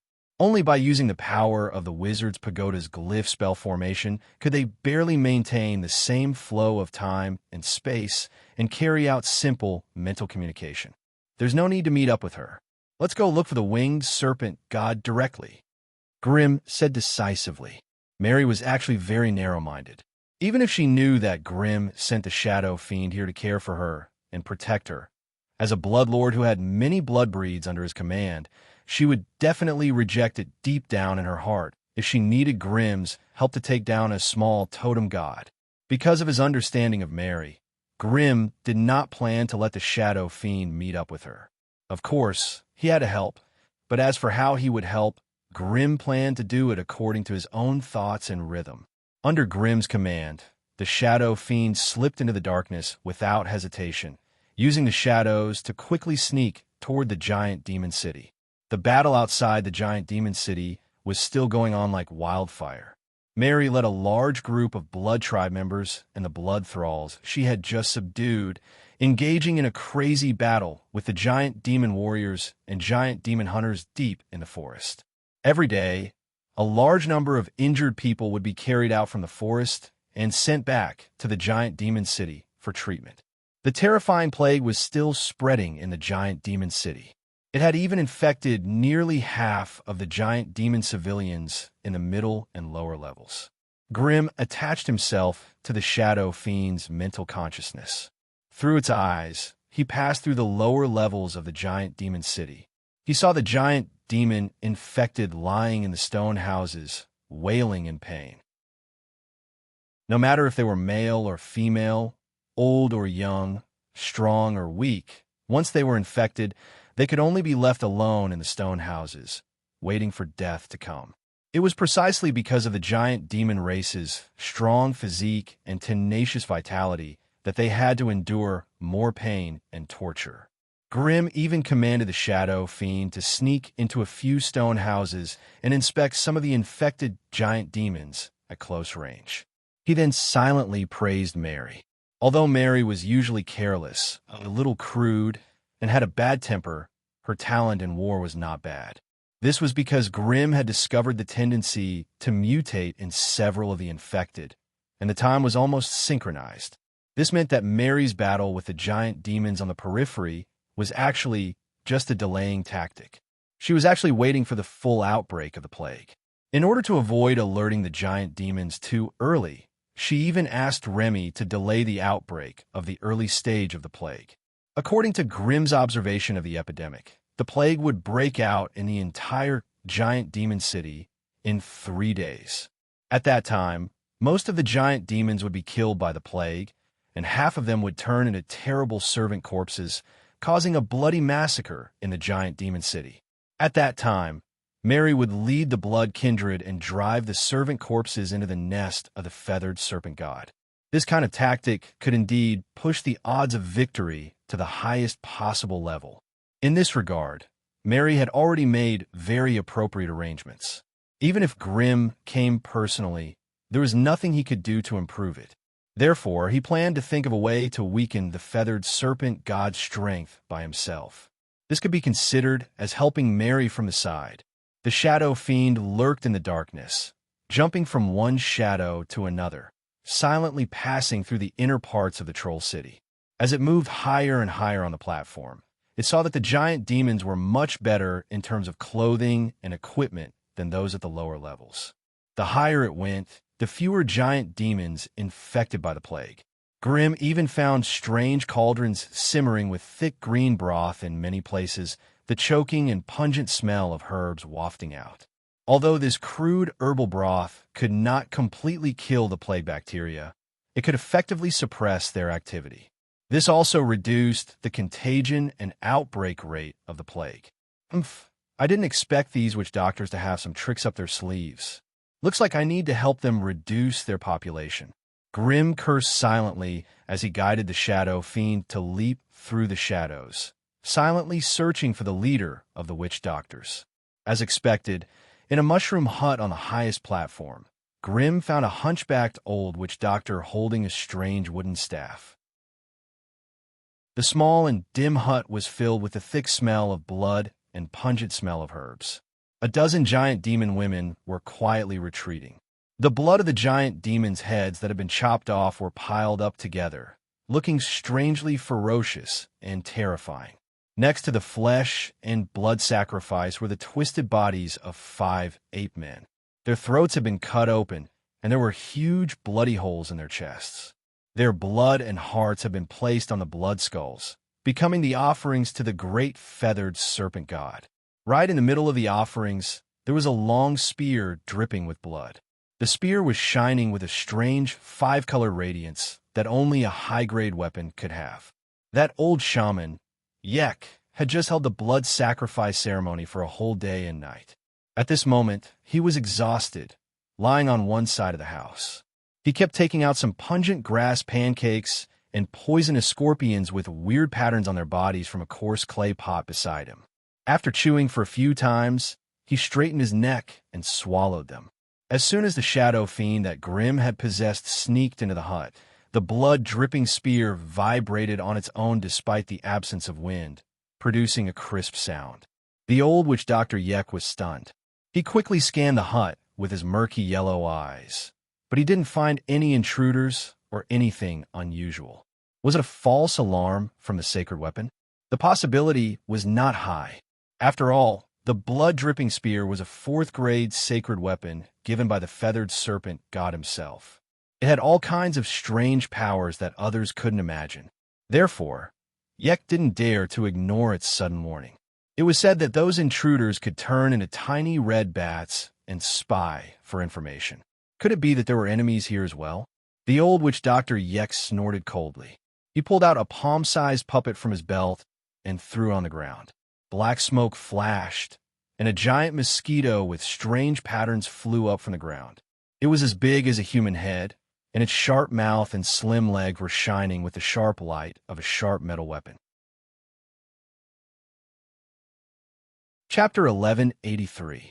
Along with the old shaman's screams, the giant mosquito flapped its transparent wings and turned into a stream of light. It quickly flew around the small house. With just a few flicks of its fingers, it had flown to every corner of the mushroom house. It didn't even let go of the dark corners. Unfortunately, it didn't find anything. Listening to the buzzing sound of the giant mosquito on his shoulder, Yek couldn't help but feel a little suspicious. Did the sacred tool sense wrongly? However, he had trained this giant mosquito himself. It was born with the ability to detect and sense any life aura. If there was an enemy nearby, the giant mosquito should have found it. The old shaman Yek couldn't help but mutter to himself because of all these contradictions. Yek used some small witchcraft to check again, but he still didn't find anything. Only then did the old shaman Yek confirm that the sound of the long spear was a false alarm. As for the reason, it could only be attributed to the mysterious and unpredictable gods. Well, Yek heaved a sigh of relief. He grabbed the giant mosquito and shook it slightly. Then the mosquito turned into a wooden puppet. Hanging it on his waist, Yek stood up and stretched out his skinny arm. He wanted to pull out the long spear that was stuck in the sacrificial offering. However, as soon as he relaxed his mind, a strange black humanoid figure emerged from the dark shadow under his body. The sharp claws on his left and right arms silently pierced into the left side of his waist and the back of his head. Then the claws started to vibrate inside. There was an enemy. The strong feeling of death shrouded Yek's mind. By the time it sensed the danger, the shadow fiend's attack had already landed on its body, and it exploded with full force. Two flows of shadow power came out from the front of the sharp claws and exploded directly in Yek's heart and skull. Yek's life force was strangled in a blink of an eye. Yek didn't even have a chance to resist. His body trembled and then slowly softened. The shadow demon gently pressed on his body and sat him down.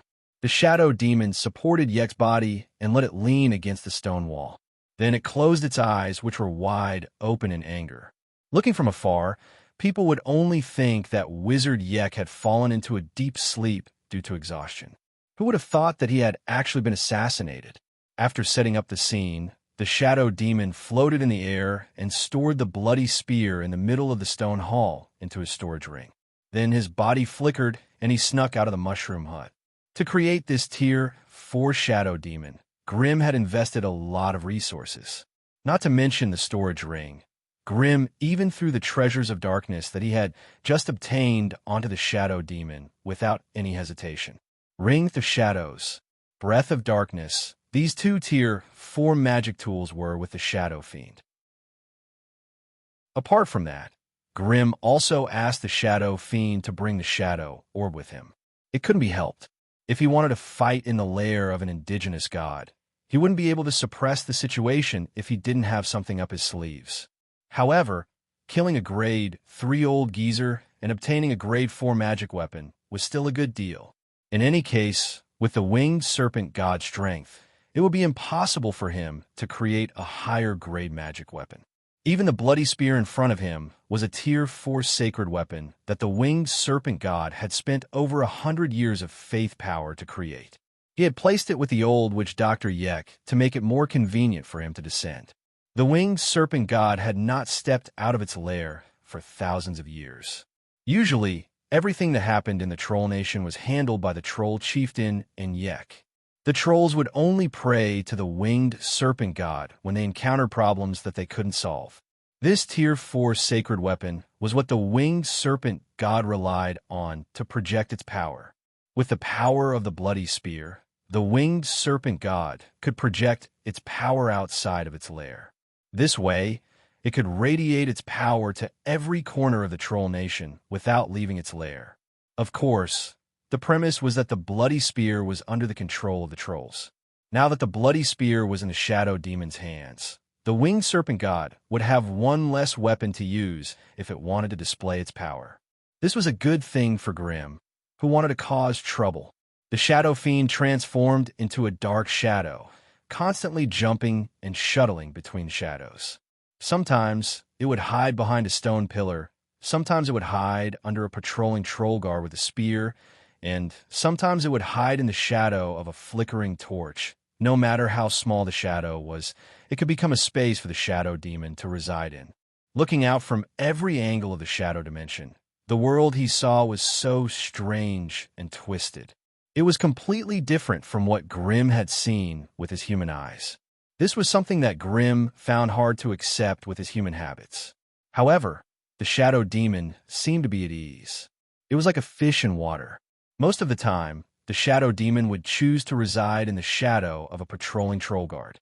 Through a layer of hazy, illusory gray barrier, he would watch two black feet glide over his head.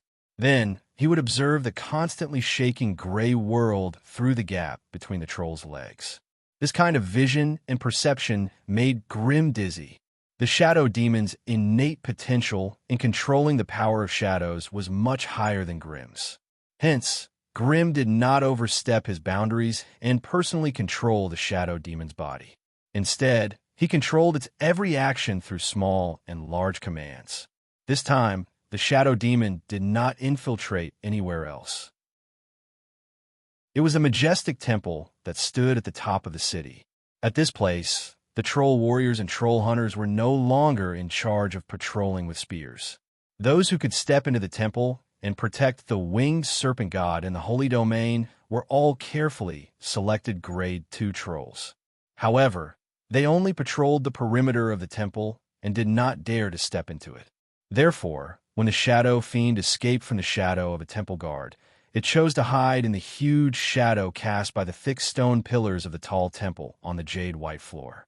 Through the shadow demon and Grim could slowly extend their spiritual perception into the temple.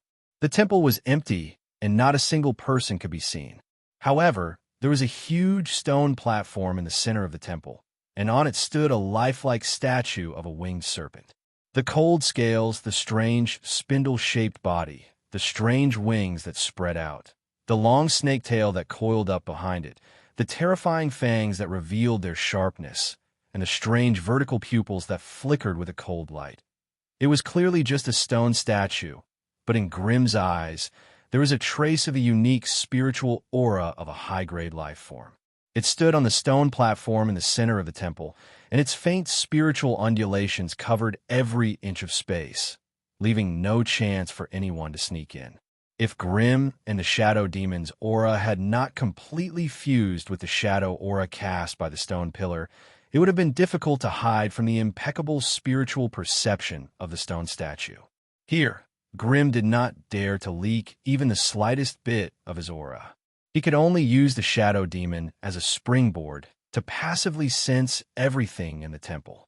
The winged serpent god was not here, but there was definitely a spatial singularity that led to its lair.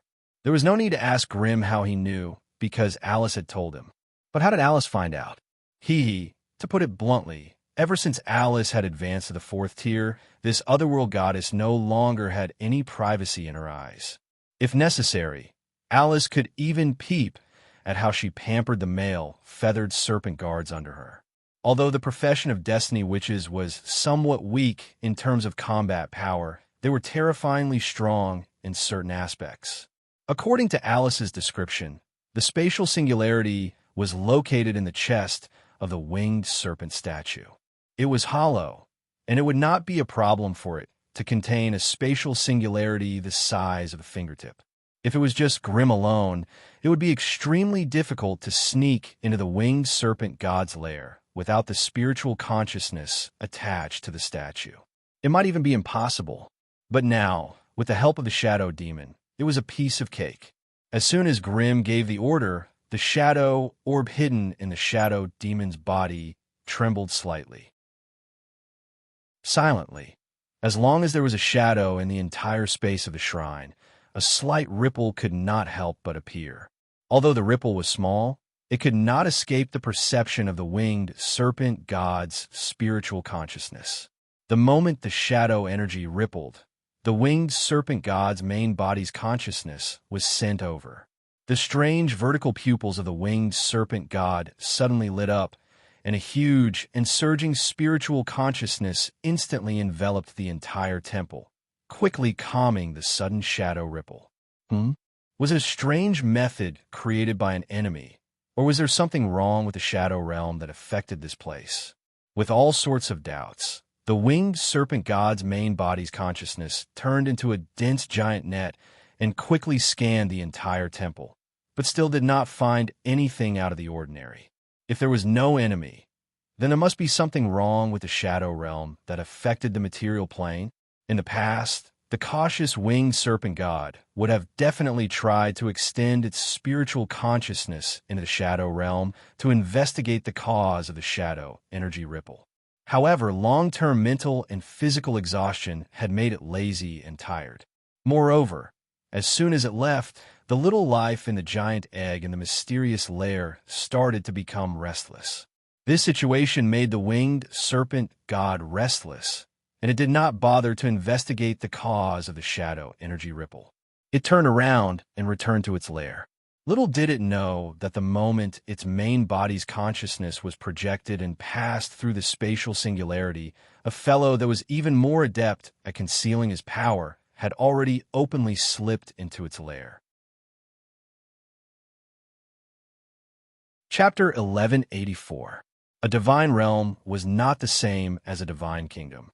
A divine kingdom was the residence of a god, a divine space created by the gods of the world of gods using their majestic divine force. Every blade of grass, every stone, and every object in a divine kingdom was condensed from the purest source of divinity. Even the people inside were the souls of the most pious believers of the plane. After they died, the gods would guide their souls to the divine kingdom and use the omnipotent divine force to reshape their form. It was precisely because the relationship between a divine kingdom and a god was too close that it became a strange space for the gods to exercise their will and continue their divinity. To put it bluntly, a divine kingdom was the true body of a god, an indestructible and mysterious country used to protect their divine soul. A divine realm was countless times worse than a divine kingdom. Some gods who did not have enough divine force to open up an independent divine space in order to keep up appearances. They would cut out a plane from the material plane and use their divine force to separate it from the original world. Some of the more wretched gods did not even have the ability to infect the entire space with their divine force. It was enough for them to use their divine force to simply circle out a piece of land for their own use. Magi would look down on such a space and call it a divine realm. The god's domain that the feathered serpent god had created was the worst among all the god's domains. There was no divine power, no children of God, no beast transformation pond, no earthly temple, no Holy Spirit angel. The entire divine domain was exactly the same as the tropical rainforest of Heisen Plain. There was not even the slightest trace of divine power. If not for the fact that he had just broken through the singularity, Grimm would have thought that he had fallen into a trap and was thrown into some forest by the Quetzalcoatl.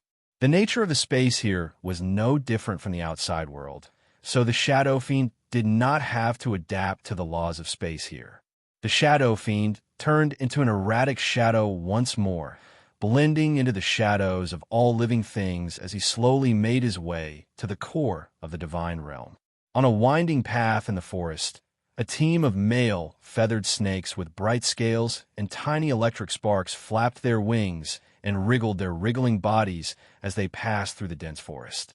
In the area they patrolled, they could sense the terrifying aura of large carnivorous beasts. The bones of the beasts and piles of feces could be seen clearly. However, these ferocious beasts were clearly more afraid of the feathered serpent guards. As soon as they sensed the lightning aura that was about to be unleashed, they hurriedly hid far away, not daring to approach the patrol team at all. The force was not big, but it was not small either. The wild beasts that lived in the forest were hunted down by the trolls in order to feed the feathered serpent god. As the totem of the troll clan, the feathered serpent god only needed to eat once a year. However, the amount of food it consumed each time was astonishing. Hence, the trolls had no choice but to capture all the large beasts in Diga Forest and keep them in captivity in this divine territory, waiting for the feathered serpent god to choose and enjoy. The periphery of the divine territory was filled with tropical jungles, where countless wild beasts and birds were kept in captivity. In the core area, there was an open-air shrine full of troll style. The number of feathered serpent guards patrolling the area had also increased. It was almost to the point where there was a sentry every few steps. However, without exception, they were all male feathered serpents. There were no females, nor were there any foreign races. Such feathered serpents were naturally enough to deal with ordinary intruders. But if they were used to deal with the miraculous Shadow Fiend, it would be no different from an uninhabited land. The Shadow Fiend leaped from one shadow to another as if there was no one around. He then followed the patrolling feathered serpent guards and wandered around the open-air shrine. There were long corridors made of huge rocks that weighed several tons everywhere, as well as feathered serpent statues standing on both sides of the corridors. However, these things obviously lacked enough manpower and servants to take care of them. Many of them had already been engulfed by weeds and spreading vines and moss. Wild beasts were wild beasts, after all, although they possessed a trace of divinity due to the gathering of faith power. The wild nature in their bones couldn't be extinguished. The entire divine territory was like a large zoo. One couldn't see the magnificence and beauty of the divine kingdom on earth, nor could one see the majesty and holiness of the divine kingdom. Even the air was filled with a foul smell. Obviously, ordinary feathered serpent guards couldn't set foot in the resting place of the feathered serpent god.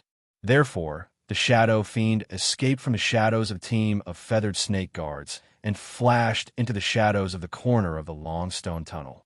Then, he stealthily crept towards the area with the thickest stench. It was an open-air shrine surrounded by huge rocks. Green rocks that were more than a meter tall and 3 meters long and wide were simply stacked together, leaving a vast space of nearly 10,000 square meters inside. At the end of the tunnel was a stone platform. On the platform, there were all kinds of beast skeletons stacked on top of each other. At the center of the skeletons was a giant egg that was as white as jade. The feathered serpent god with white wings and light green snake scales lay behind the giant egg, using its long snake tail and thick wings to cover the giant egg. From time to time, it would spit tiny light blue lightning at the egg. The shadow fiend didn't approach the platform. Instead, he hid in the shadow of a tall stone pillar on the side of the corridor, silently observing and sensing the feathered serpent god on the stone platform. At this point, both Grim and the shadow fiend had turned off all active senses, leaving only some passive senses. They also narrowed their eyes into slits, only using the corner of their eyes to capture each other's position. They didn't look directly at the feathered serpent god. It couldn't be helped. Divine creatures were very vigilant. As long as danger befell them, divine power would send them danger warnings through various methods. Those more powerful divine creatures could even learn the source of danger and the vague process through divine power. Those with the innate ability of prophecy were even more terrifying, even if its enemies were only plotting, planning, and had yet to carry out their actions. As long as the idea of harming it appeared in the enemy's mind, it would receive feedback of the world's danger, understanding and seeing through everything that might happen to it in the future. Fortunately, the feathered serpent god clearly didn't have the innate ability of prophecy, nor did it have the ability to see through the trajectory of fate. Otherwise, it wouldn't have tolerated a mortal sneaking into its kingdom, spying on it, and plotting a surprise attack. It wasn't easy to assassinate a god, even if it was just a native god, a totem god. Any slight movement could trigger the feathered serpent's divine power. No matter what, this was the divine territory's space, and it had the most suitable spatial characteristics for the feathered serpent god to unleash its powerful power. If the feathered serpent god was given enough time to arm itself, the importance of the divine territory space to the feathered serpent god was no less than the importance of the wizard's pagoda to the wizards. Thus, under Grimm's guidance, the shadow fiend didn't rush to attack. Instead, he hid in the shadows and began to release the shadow pearls power bit by bit. The feathered serpent god was only grade 4, while the shadow pearl was a grade 5 dark sacred weapon. In terms of power alone, the shadow pearl was much stronger than the feathered serpent god's lightning power. Thus, while the feathered serpent god was protecting the giant egg with all its might, the shadow fiend began to slowly but surely infect this space with its shadow power. The infection was slow and subtle, and any slight change would not be enough to alert the outside world.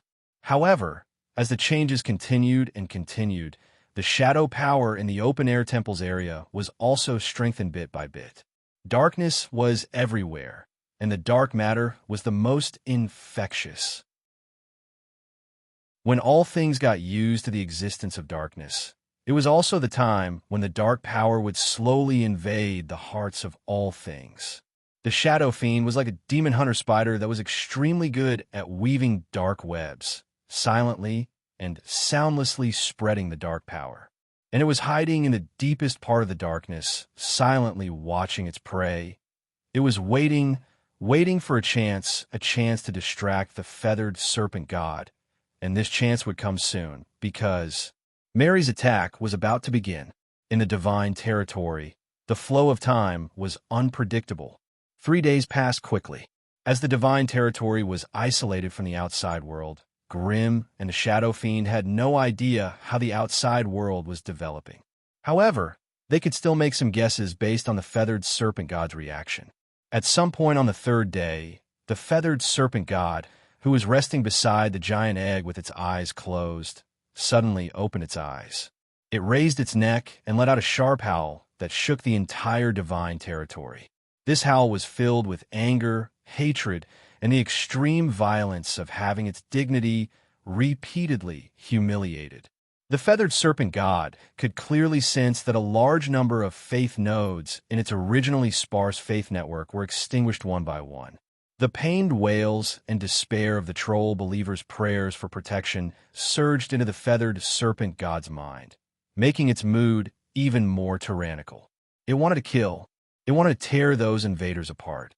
It wanted, as the feathered serpent god howled angrily, a large number of feathered serpent guards began to quickly gather, preparing to follow it into battle. As for the forest beasts in the divine territory, they all trembled in fear and hid in their nests, not daring to show their faces again. Chapter 1185. An enemy? A mysterious enemy had actually snuck into its bedroom and launched a surprise attack without it noticing at all. Such a rare occurrence had actually happened to it. The shock and astonishment it felt at the moment of being ambushed overshadowed its anger, leaving it at a loss for what to do. In the Hyzen plane, it was a god. It was the supreme ruler of the plane.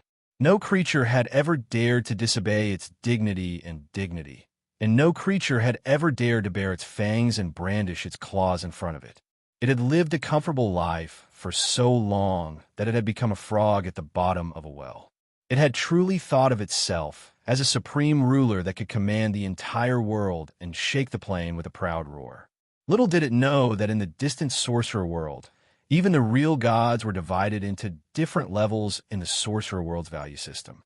In the eyes of high-ranked magi, a creature that was between a demigod and a true god was nothing more than a walking magus resource.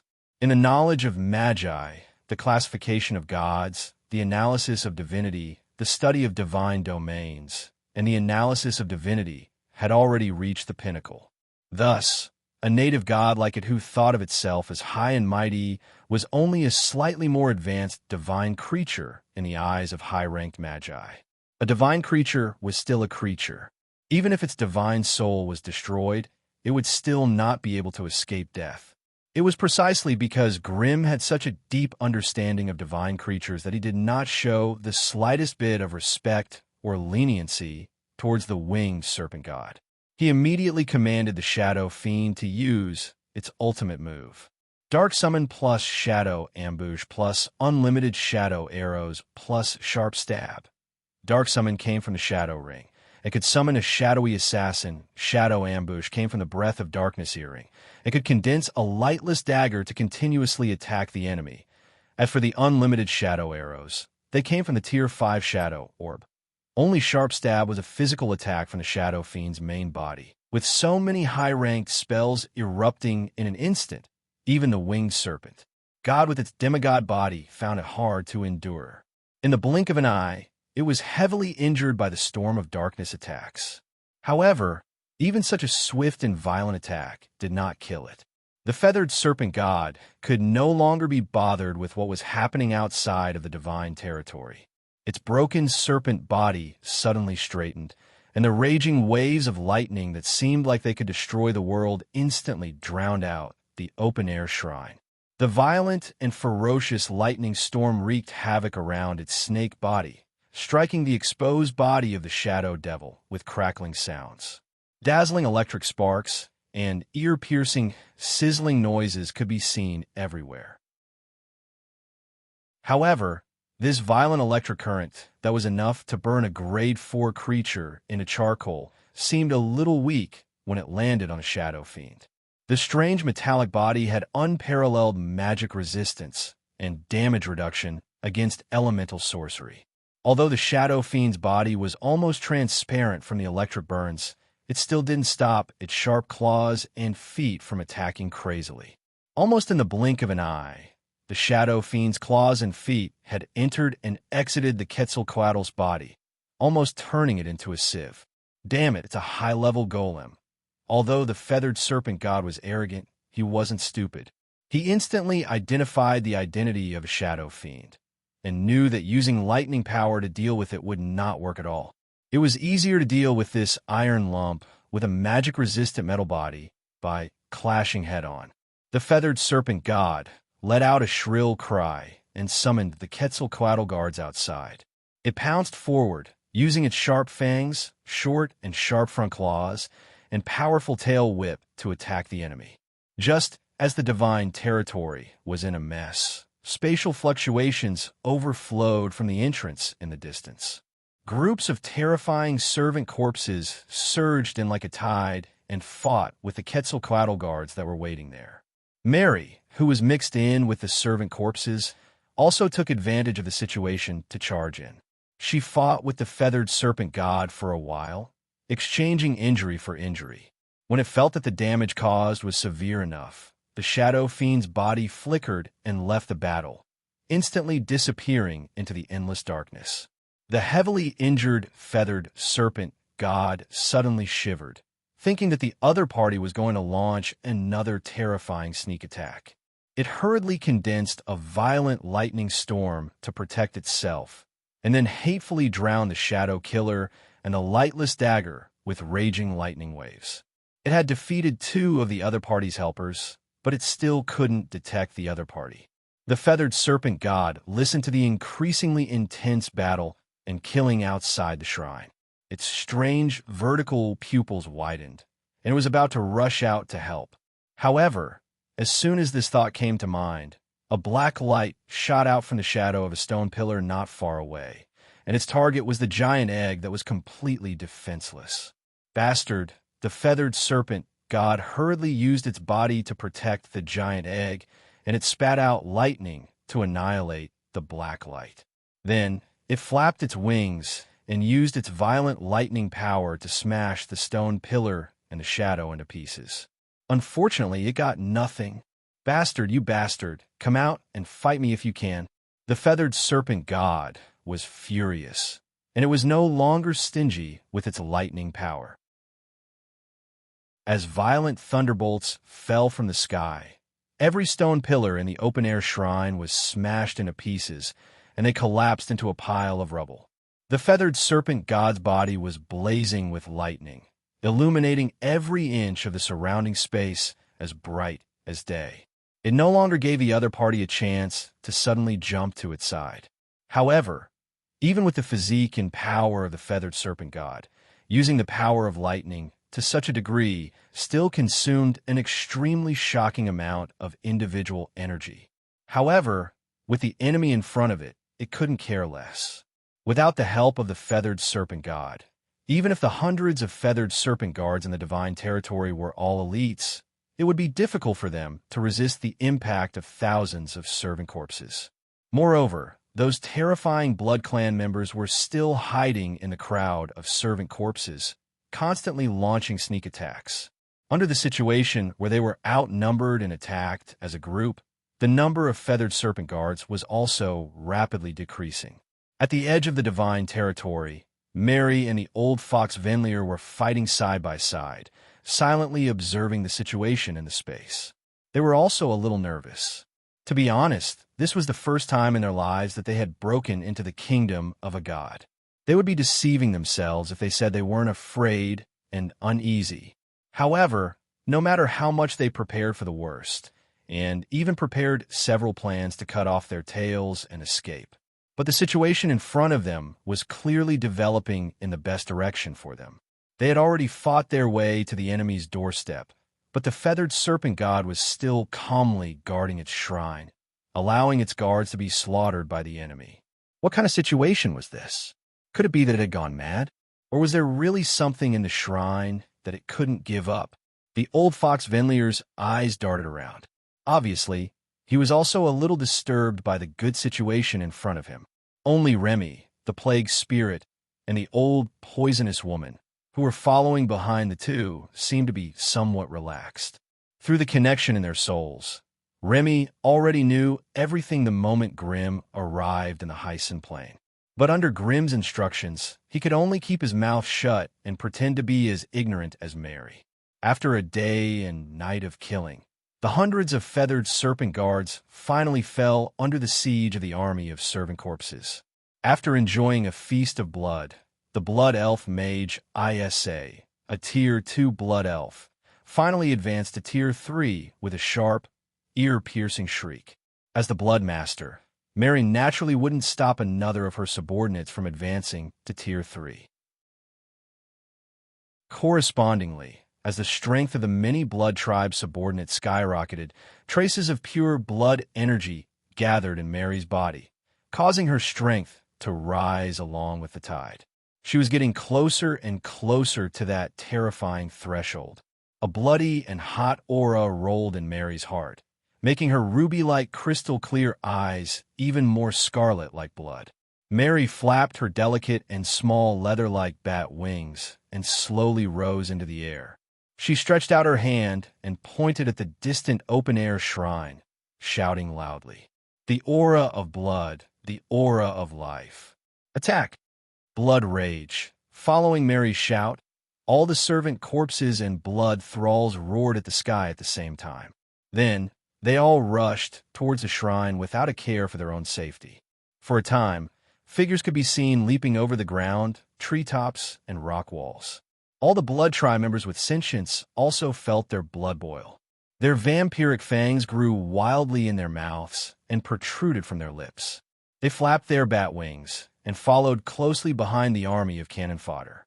They also began to rush towards the shrine.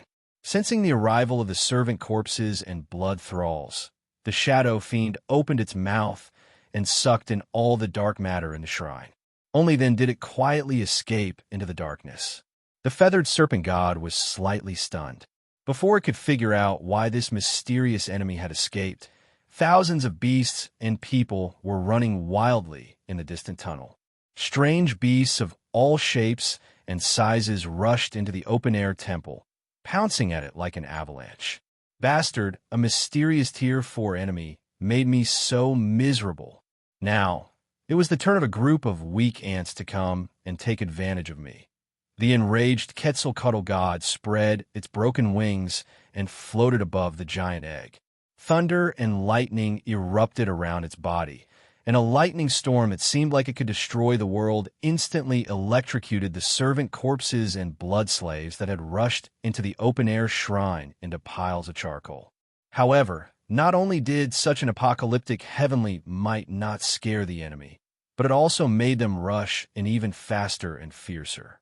The nostrils that were spewing hot air, the twisted and hideous mouths that were open to the extreme, and the ugly and ferocious figures, the feathered serpent god flapped its wings without hesitation and launched a few more lightning storms in succession, wiping out wave after wave of enemies. Finally, at the back of the gradually thinning army of cannon fodder, the feathered serpent god saw pairs of blood-red eyes and strange blood tribe members with hideous smiles on their faces. The dagger was revealed. At this moment, there was no room for negotiation between the two sides. It was either you die or I die. Chapter 1186. The Shadow Fiend had left quietly. By the time it left, Mary and the others had already gained the upper hand on the battlefield.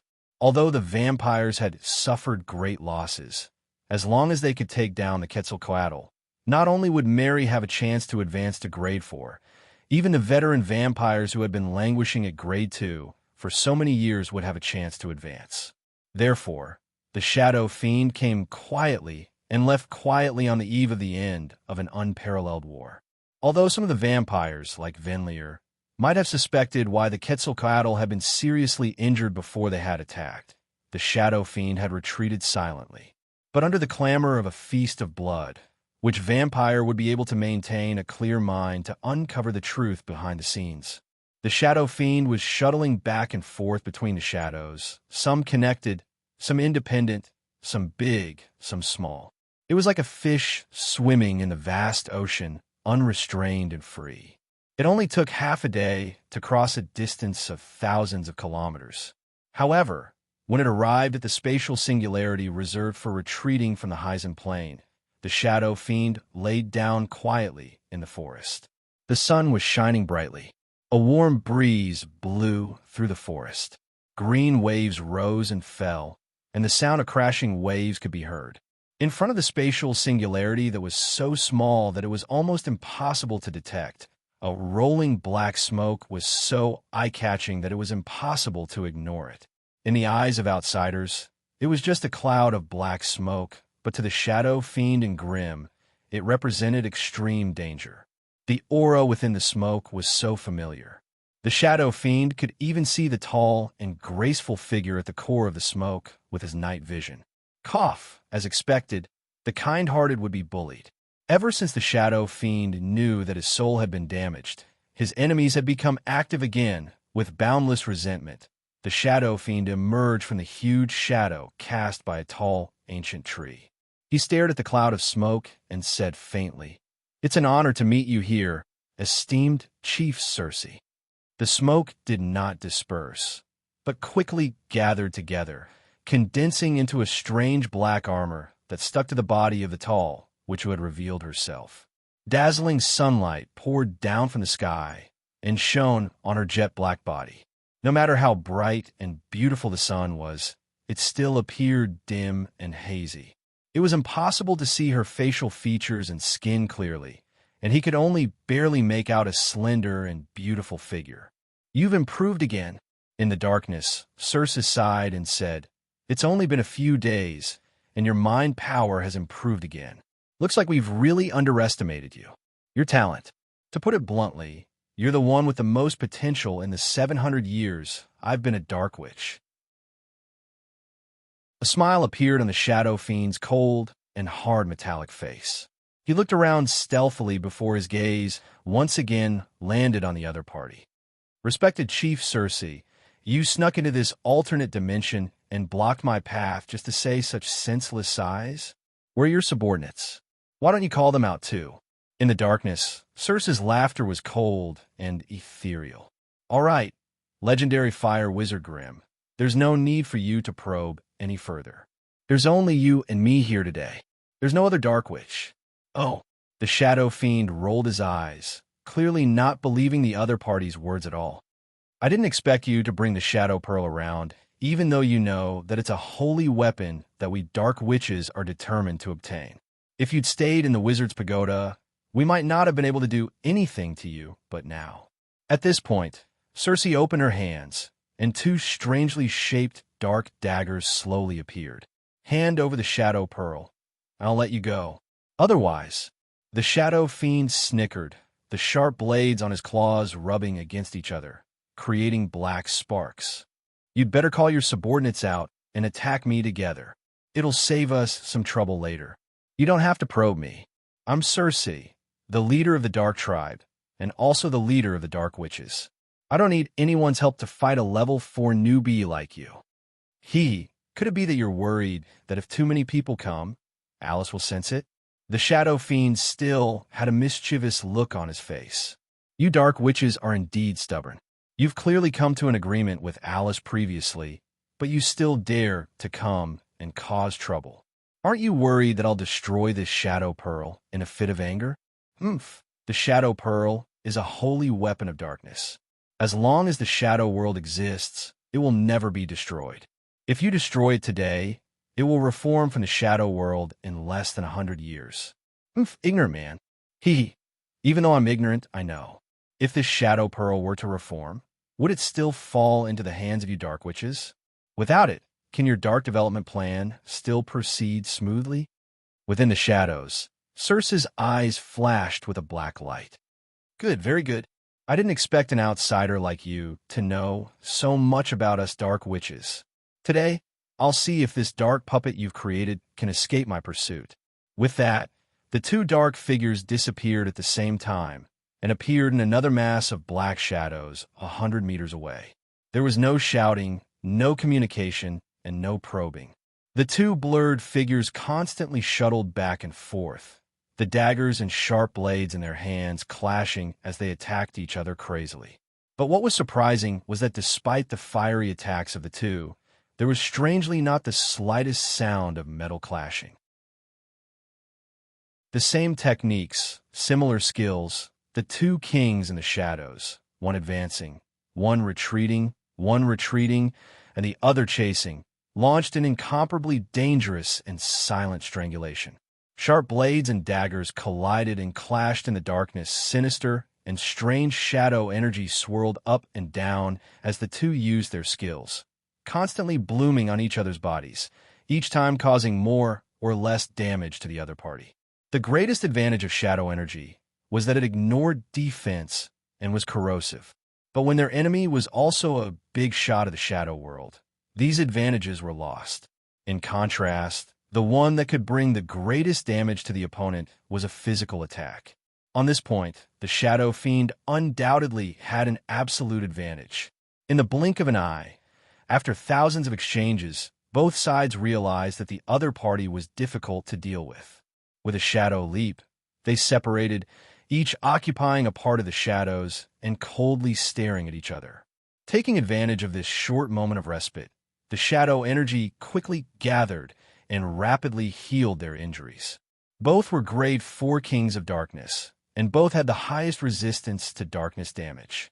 As a Shadow Fiend had a magical body, it was practically immune to attacks from small, sharp weapons, and its defense against physical attacks was also the highest. With the protection of the Shadow Orb, the other party's Shadow Witchcraft was completely ineffective against it. Even under such circumstances, Circe could still fight the Shadow Fiend to a draw. From this, one could see how profound her attainments in Shadow Witchcraft were. The Shadow Fiend's attack and defense were completely based on instinct. Although Grimm had rich combat experience, he couldn't even see the enemy's figure and movements in such a soundless and fast-moving environment. How could he guide the Shadow Fiend in battle? While the Shadow Fiend was deep in thought, he suddenly felt something strange below him. He looked down and discovered that there were several gray streams of air flowing out from the shadows beneath him. They were silently circling around his body like ropes. Ropes? As soon as the thought appeared in his mind, the gray streams of air suddenly materialized and quickly coiled around his lower limbs. At the same time, Circe, who was hiding in another patch of darkness, let out a shrill cry. 5 strange runes shining with a dark purple light slowly appear behind her. As Circe swung the dark dagger in her hand, the 5 strange runes flew into the dagger like birds returning to their nests. Immediately, the dagger shone brightly and became unstoppable. Seal of Darkness? Annihilation. The 3 artifacts on Circe's body lit up at the same time, quickly projecting their power onto her body. Circe's face, which was hidden behind the black fog, suddenly paled. Her right hand that was tightly holding the dark dagger instantly disappeared. Naturally, the Shadow Fiend could clearly sense such a large movement from his opponent. However, when it used the Shadow Orb's power to absorb the shadow substance, it transformed from ropes back into scattered air currents and freed its body. But it was too late. A black dagger appeared out of thin air and pierced deep into the Shadow Fiend's back. At the same time, the surging dark energy that came with the black dagger surged into the Shadow Fiend's body like a tidal wave. In an instant, a fist-sized bloody hole was formed. There was no blood. Thick and viscous shadow substance that looked like black liquid flowed out from the hole, mixed with many shimmering fragments of magic equipment. Through the bloody hole, one could see that the Shadow Fiend's body was filled with densely packed mechanical parts and gear hubs of various sizes. After suffering such a heavy blow, these parts that were originally operating in an orderly manner were now in a mess. Creaking sounds could be heard as parts of the parts flew out continuously. What a terrifying attack. Based on the strength of this compound attack, it was probably at least 5,000 degrees. With this kind of attack, even if it was a Dragon Slayer, there was a high chance that it could heavily injure a Grade 4 giant dragon. If the Shadow Fiend did not have outstanding physical and dark resistance, it would have been insta-killed by an ordinary Tier 4 Magus. Grimm, who had his consciousness attached to the Shadow Fiend's body, broke out in a cold sweat. He hurriedly commanded the Shadow Fiend to escape. Before escaping, the Shadow Fiend was rather straightforward. He cast almost all of the high-ranked shadow spells he could instantaneously cast on Cersei, before fleeing in a flash. Although the Grade 4 Shadow's Lair and Lightless Dagger could not do anything to the Dark Witch leader, they could still delay her for a while. Chapter 1187. The Magus World, the Blazing Flame Monarch. It was still the same secret room. Grimm let out a long sigh and slowly retracted his consciousness from the other world. The battle in the distance had just begun, and it would not be easy for Shadow Fiend to escape from Cersei's pursuit. However, with Grimm's knowledge and experience, it would be extremely difficult for him to be of any use in this battle between the Lords of Darkness. As such, he simply let go of everything and gave Shadow Fiend all the autonomy. With the Hyzen Plain as their battlefield, it would be difficult for this battle to end in a short period of time. After letting go of his worries about Shadow Fiend, Grimm calmly pondered over the development of the Crimson family, and he could not help but feel a trace of worry. In the foreseeable future, after the great victory in the Hyzen Plain, the vampires would definitely welcome a wave of advancement. Amongst the large factions of the Crimson family, the vampires would rise as well, suppressing the other branches and becoming the core of the family. While this was not necessarily bad, it would obviously cause the development of the family to be biased. The only faction that could contend against the vampires was the mutant brain, Gazaruvi's faction. Having gained a firm foothold in the Outlands, and with the help of the Golem Dragon, Steel City's power had increased exponentially. Their strength was no weaker than the vampires. However, the mutant brain Gazaruvi's loyalty was limited. He could be of great use, but Grimm found it difficult to put him in an important position.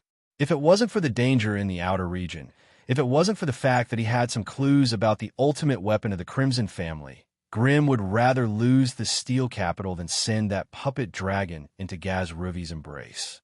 With the rapid rise of these two factions, the goblins and human magi seemed to have fallen behind. As for the elders who had followed Grimm to conquer other dimensions and help the Crimson family rise to power, they had all been reduced to second-rate or even third-rate members. This was something that made Grimm sigh in admiration. As the patriarch of the Crimson family, Grimm had no choice but to consider the future of the family. At this moment, only he, the clan leader with a transcendent status, had the qualifications to suppress the two irrepressible inner desires of the two clans and tilt the clan's resources towards the weaker clans. This was the only thing he could do. After all, sorcerers were born to pursue the strong. All the resources and power would naturally gather in the hands of the strong. The stronger the vampires in Steel City were, the more resources, materials, knowledge, and talents within the clan would be drawn to them. This was also an internal survival of the fittest outcome.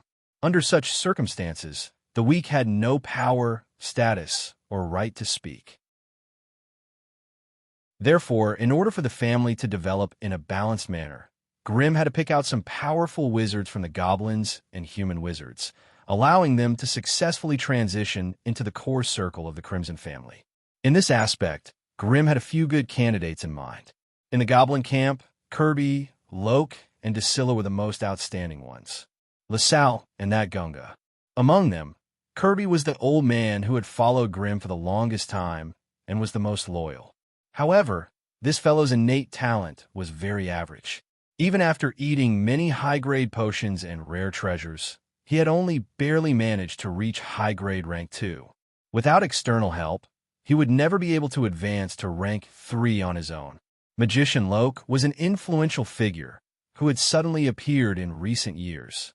With his extraordinary innate talent, he was now a high-grade rank 2 magician. Moreover, according to the AI chip's calculations, his potential was at mid-grade rank 3. This meant that with proper nurturing, Loke could easily become a rank 3 magus. A tier 3 sorcerer was nothing to the current Grimm, but Grimm was not a threat to him. He could destroy them with a flick of his finger and destroy them with a wave of his hand. However, to any magus family, a rank 3 magus was still the core of their main fighting force. In the various magus family wars, the main force was still those powerful rank 3 magi. As for rank 4 magi, they were basically the core of the family. If they were to be mobilized, it would usually mean a bloodbath or an extermination of the family. Hence, to any magus family, having another rank 3 magus was a matter worthy of celebration. As for the remaining 2 goblins, the leader of the violent blood group, Drusilla, LaSalle, and the dean of the Goblin Research Institute, the leader of the demonized goblins, Gunga, strictly speaking, their innate talent was not worth mentioning. The leader of the violent blood group was only at the peak of rank 1, and it was already difficult for him to advance to rank 2. After all, the so-called goblin mechanical warlocks were just a bunch of goblins who had some innate talent in the elements and could skillfully control magic machinery. They did not have enough innate talent and could only rely on numbers to win. They were the typical cannon fodder profession.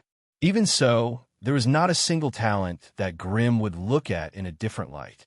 As for the leader of the demonized goblins, Gunga, he was a genius in research and was not good at fighting or management. Hence, he was only at high-grade rank 1. Moreover, this seemed to be the limit of his potential. Hence, after much consideration and considering the best use of resources, Grimm decided to groom Cabby and Loke. After studying the goblins, Grimm turned his attention to the human magi. Strictly speaking, the native magi of the Crimson family were both successful and unsuccessful. There were quite a number of outstanding native magi. Merrill, Gargamel, and Bliss occupied the core positions of the family. However, only Buglich Bliss was a combat magus, while the other 2 were more focused on managing the family's affairs. Apart from that, the native magi that the Crimson family had nurtured were mostly rank 1 magi. It was impossible to even find a rank 2 magus. Hence, their authority in the family was rather low, and they were the ones being controlled by the family. They were unable to enter the ranks of the rulers. However, to put it bluntly, it was precisely this group of native magi that had a lower status within the Crimson family that could be considered the orthodox magus system. If the Crimson family had too many foreign races and the native human magi were too few, then in the eyes of the other magus families, they would at most be an external force. It would be difficult for them to be seen as one of their own. This was undoubtedly detrimental to the long-term development of the Crimson family. As long as Grimm was in the family, this problem was not too obvious. But once Grimm left the family, the future development of the family would be in jeopardy. Regarding this problem, one could refer to the few foreign races in the central continent. Whether it was the small storm giant kingdom or the few vampire families, they were all under the vigilance of the other magus families. If their families wanted to develop or colonize some secular territories, they would face the combined efforts of the surrounding magus families. It was so difficult to even take a step forward. The Crimson family that Grimm had established was facing the same problem. The solution was obviously to increase the number of native magi within the family. In this regard, Grimm had also picked out a few good candidates. The Red Dragon Magus Merrill, the Insect Magus Bliss, and the Demoness Amelia. The Red Dragon Magus Merrill was his disciple, and there was no problem with her loyalty. Her innate potential had also increased by leaps and bounds after obtaining the Fire Dragon bloodline. As long as the dragon resources the Crimson family had obtained in the Lance Plane were tilted towards her slightly, nurturing Merrill to grade 3 would not be a problem. The Demoness Amelia was the best candidate to replace Gargamel. Gargamel's innate potential was low. Even with Grimm's preferential treatment, his innate potential was limited to grade 2, and there was no possibility of him advancing to grade 3. In comparison, The daughter he had with the forest demon Ava, Amelia, had extraordinary potential. At such a young age, she was already a high-grade grade 2 plant magus. As for the shadow of the demon's poor princess that shrouded Amelia, after Alice's evaluation, she was no threat to the Crimson family. That was why Grimm was bold enough to make use of this rare talent. The insect, Magus Bliss, was an elder that Grimm had placed at the end of his consideration. He was excessively cruel and bloodthirsty, and his actions were abnormally evil. The Magus bloodline he had chosen was even more bloodthirsty and unbearable. Even when Grimm used him, he was often worried that he would not be able to control the strange insect queen and would instead be completely assimilated into a non-human insect. As if sensing Grimm's worries and bottom line, the insect queen did not dare to completely devour Bliss's soul, no matter how great of an advantage it had. This caused the human soul and the insect queen's soul to constantly be in a strange state of conflict and harmony. This was the main reason why insect Magus Bliss could not advance. Hence, in order to help Bliss advance, Grimm had to find a way to completely fuse Bliss's soul with the insect queen's. Moreover, the fusion would be led by Bliss's human soul and not the insect queen's one-sided devouring. To achieve this, the difficulty was undoubtedly extremely high. In the past few days, although insect Magus Bliss had asked Grimm for help many times, Grimm had been too busy, so he had put this matter aside. Now that his soul was injured and he was recuperating in the family, he had more time and energy to pay attention to the internal affairs of the family. Hence, he now had to deal with all the matters that had been delayed for a long time.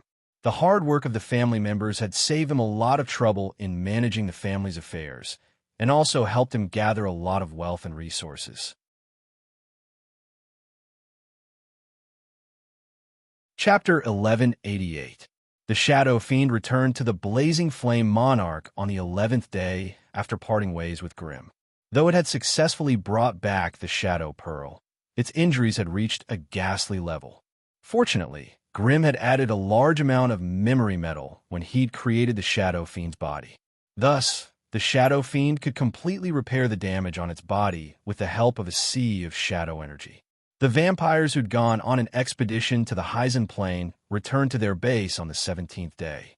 The moment they returned, the Crimson family was in an uproar. Following them were a large number of people who'd become high-rank vampires. Without a doubt, Mary had advanced to rank 4, turning the Crimson family into a family of super magi. If Alice was included, then the Crimson family had the potential to become an independent force. This news had yet to spread, but once it reached the scattered forest of towers, a new wave of unrest would be unavoidable. Of course, apart from Mary, the Bloodlord who'd advanced to rank 4, 2 other Blood Elf in Heisen's group had also advanced to rank 3. They were the Blood Elf Wizard Isa and the Blood Elf Shapeshifter Spara. As for the other vampires, they'd more or less advanced as well. It was just that they hadn't advanced by a large rank like the two of them. Since the Heisen Plain had already become the private property of the vampires, Mary had taken the initiative to subjugate and enslave a large number of native trolls. She had them work day and night, transforming the former capital of the trolls into a massive castle of blood. It had become a stronghold for the vampires. The former nest of the winged serpent god, which was the divine domain, had been dug out and turned into a giant blood pond. As long as the vampires worked hard, the ancient blood castle would become the holy land of the vampires, and the blood pond would become the origin of the high-ranked vampires. However, this was all for later, and Mary and the others had to put their heart into it. The good thing was that Mary and the other vampires had also brought back a large number of spoils of war. Among them, there were many good things that even Grimm's eyes lit up. Mary left everyone behind and barged into Grimm's Blazing Flame Monarch. In an alchemy laboratory, Mary grabbed Grimm's collar and pulled him in front of her, scrutinizing him carefully. During this period of time, have you gone far away? Grimm furrowed his brows as he was baffled by the situation. What are you talking about? Why are you going on a long journey? Let me ask you this. Have you ever been to the Heisen Plain? Mary threatened, baring her canine teeth. The Heisen Plain? Why would I go to Heisen Plain? Grimm's face was blank. You know that my soul source hasn't recovered yet. How can I go out and run around? At such a close distance, Grimm's words weren't false at all. His soul origin did not match his Tier 4 status. It was too weak and unstable. Could it be that the stinky snake suffered a terrible backlash because of the large number of believers dying? Otherwise, there was no reason for it to be half dead when they attacked its lair. Such a profound question was obviously not suitable for Mary to think about. She had only thought about it for a moment, and a series of little stars had already appeared in the depths of her beautiful blood-red eyes. It was obvious that she was in the stage where her mind was in chaos and her rationality was collapsing. If she couldn't figure it out, then there was no need to think about it. Only Mary could confidently carry out such a simple and crude solution. After giving up on thinking, Mary quickly regained her rationality and clarity. Her face instantly bloomed with a sweet smile that could kill a person. You're a Tier 4, and so am I. How about it? Let's go have another round and see. Faced with such a self-torturing suggestion, Grimm was naturally duty-bound to reject it. Mary immediately beamed with joy. All right, I won't tease you anymore. You should just stay here and recuperate. You're my woman from now on. If anyone dares to bully you, just tell them my name, and I'll take care of them for you. After saying that, Mary raised her clean neck and let out a complacent, queen-like laugh. He was so proud of himself for suppressing Grimm, but it also made him roll his eyes and speechless. All right, I won't tease you anymore. These are the spoils of war that I've brought back for you this time. Sign here and receive them. After Mary had enough of teasing him, she vented out the suffocating feeling of being oppressed for nearly 100 years. With a wave of her hand, she released a large pile of spoils of war from her storage ring. Take your time. I still have to pay a visit to that gentle and cute Sister Alice. When she said the word sister, Mary gritted her teeth. The age of a magus was very difficult to calculate. Between Mary and Alice, who was the older sister and who was the younger sister, was a complete mess. No one could figure out who was the older sister. Hence, with the magus world's habit of respecting the older sister, the stronger one would be the older sister. No matter how unconvinced the other party was, her strength was still there for all to see. She had no choice but to lower her head. Because of this, Mary's rank had always been slightly lower than Alice's, so she had to sullenly stay as the younger sister for a long time. To be honest, the nameless fire in her heart was about to burn through the sky. Right now, she and Alice were both at the beginning of the 4th rank, so their ranks were the same. However, because she was a combat witch, she was more respectable than Alice, who had no combat power. Hence, it was only natural for her to be in charge of the two of them. This time, she finally had a chance to become the older sister. If she didn't go and show off, she might really get sick from holding it in. Therefore, after messing around with Grimm for a while, Mary suddenly gave him a light peck on the lips and left with her head held high and left like the wind. Grimm didn't know whether to laugh or cry until Mary's aura disappeared from the blazing flame monarch. Only then did he look at the spoils of war she had left behind. The corpse of the winged serpent god, 11 lightning-type divine force crystals, a source substance that hadn't been contaminated by any foreign energy, as well as that giant egg.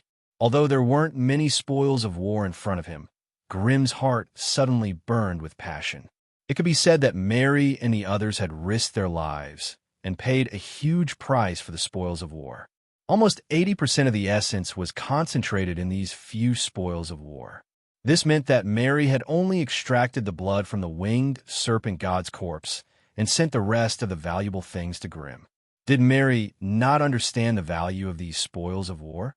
Ignoring everything else, just that piece of Sapphira was something that the Quetzalcoatlus had extracted from the Heisen Plane source energy. In order to prevent it from being contaminated by foreign energy, the winged serpent god had used the power of faith to store it. Such a pure, natural source substance was obviously much better than the ones in the Magus world that used elemental or non-elemental crystals to store it. If he were to convert it, this source substance in front of him would be worth more than 3,000 Sith. Grimm had risked his life to participate in a bloody battle between peak rank 3 Magi, but he had only obtained 500 Sith. If Grimm was lucky enough to obtain 2 of these source substances, his path to rank 5 would be smooth. The only thing he needed to do now was to meditate day after day to increase his spiritual force. As long as his spiritual force reached a certain level, his advancement to rank 5 would be a piece of cake. Everything would happen naturally. Unfortunately, there was only one source substance in front of him. He would have to find the other half in the next few hundred years.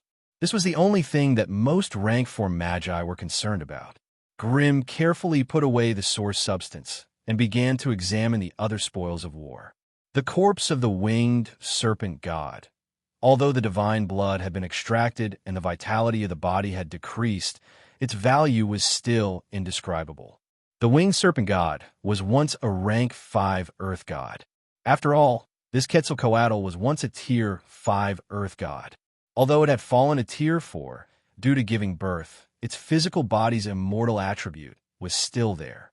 If the extraction method was reasonable and the method was gentle, this immortal attribute could be transferred. The so-called immortal attribute could only be possessed by high-grade creatures. The high-grade creatures here referred to extraordinary creatures that were rank 4 and above. Creatures with an immortal body would not die from any natural causes. They would not age, and they did not need to sleep, breathe, or eat.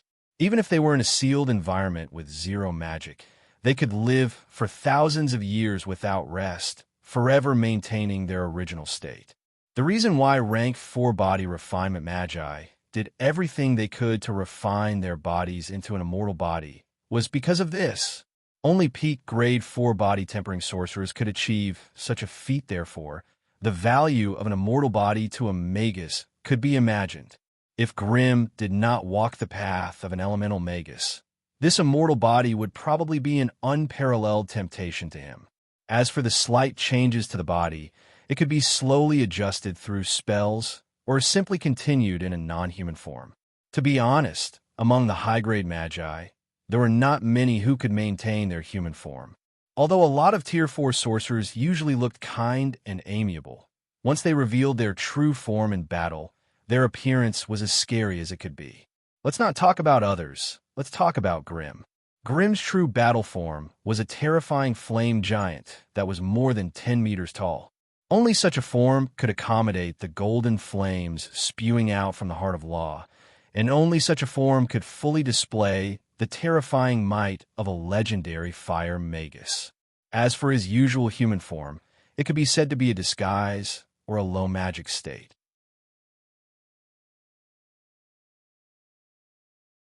Chapter 1189. After putting away the origin substance and the winged serpent god's corpse, Grimm's gaze fell on the divine force crystals. Divine force crystals sounded no different from magic crystals. They were just the condensation of some kind of element or energy. However, the magical crystals only gathered magical energy that could be sensed everywhere in the world. Divine force crystals, on the other hand, gathered divine force that was extremely rare and precious. Just like how water was a liquid and ice was a solid, divine force crystals were actually strange crystals formed from the condensation of highly concentrated faith power. In a natural state, it was impossible for faith power to condense naturally. Only those gods who used divine power to gather the power of faith could change their physical form and form such a strange crystal. This also meant that every divine power crystal contained a trace of the god's divinity. These things were quite valuable to Magi. Unable to figure out the use of these divine force crystals for the time being, Grimm casually put them away. Just like that, the only thing left in front of him was the rather exaggeratedly shaped giant egg. Just as he approached it, before Grimm could even probe it with his spiritual force, the giant egg shook, and a shrill and ear-piercing mental language came from within. Logically speaking, with the characteristics of the mental language, even creatures from different planes and races could communicate smoothly. However, this mental language couldn't express the slightest bit of complete consciousness. It only transmitted a feeling of anger and hatred. At the same time, a thin bolt of lightning struck down, striking Grimm's head. The lightning was golden in color, and its power was not shocking. It seemed to only have a radius of 1 or 200 degrees. Although this bolt of lightning did not harm Grimm in the slightest, it caused his long hair to flutter and his entire body to feel numb. It was a very strange feeling. The power of laws, Grimm could not help but feel astonished. A little fellow that had yet to fully develop its own consciousness and was still in the embryonic stage had already grasped a portion of the power of the laws of lightning. It was obvious that the winged serpent god had spent a lot on nurturing this little fellow. In that case, the divine force crystals and the origin substance were also prepared for this little fellow. The offspring of divine creatures would probably possess a portion of divinity the moment they were born. Even if it was just an embryo inside the egg that had yet to take human form, it already possessed a terrifying might that was not weaker than a Tier 1 Magus. At the very least, a Tier 1 Wizard Chain Lightning would not be able to harm Grimm at all. Yet this little fellow could make him feel a trace of numbness. What should they do with this huge egg? Hatch it. As soon as this idea appeared in Grimm's mind, he rejected it. The consumption of resources to cultivate divine creatures was not something he could bear now. Grimm wasn't willing to use the divine power crystals and origin substance on this egg. Without the feathered serpent god's nourishment and care, it would be extremely difficult for the egg to continue incubating. Break the eggshell and devour the flesh and blood inside? To be honest, this idea had always been tempting Grimm. Ever since he converted to the Star Beast bloodline, Grimm had been drooling over the flesh and blood of high-level creatures. Their flesh and blood, their souls, everything about them was a kind of nourishment to the Star Beast bloodline. In order to affect Grimm's Star Beast bloodline, the high-level creature had to be at least rank 4. This meant that the flesh and blood of magic beasts below rank 4 had almost no effect on Grimm. Grimm's daily meals could only satisfy his cravings. If he wanted to eat to replenish his energy and stamina, only those rank 4 magic energy meals could do so. However, rank 4 magic beasts were extremely rare even in the Magus world, unless it was a powerful Magus family who would eat the flesh and blood of a rank 4 magic beast so easily. Of course, there were still a few rank 4 dragons in the Lance Plain. However, none of them were easy to deal with. Even if Grimm was at his peak, he would not have complete confidence in dealing with even one of them. Not to mention that these fellows all had groups of subordinates, and their own battle prowess was outstanding. They were not as easy to deal with as lone rank 4 magic beasts. At this thought, Grimm could not help but narrow his eyes as he began to ponder. Perhaps he could spread some news within the scattered towers and purchase information on the locations of the rank 4 magic beasts in the Dark Forest. Then, he could gather his family's manpower to encircle them. This would become a daily routine that he would have to do for a long time to come. As for devouring this giant egg, it would definitely benefit Grimm's bloodline. However, it felt like a reckless waste of a heavenly treasure.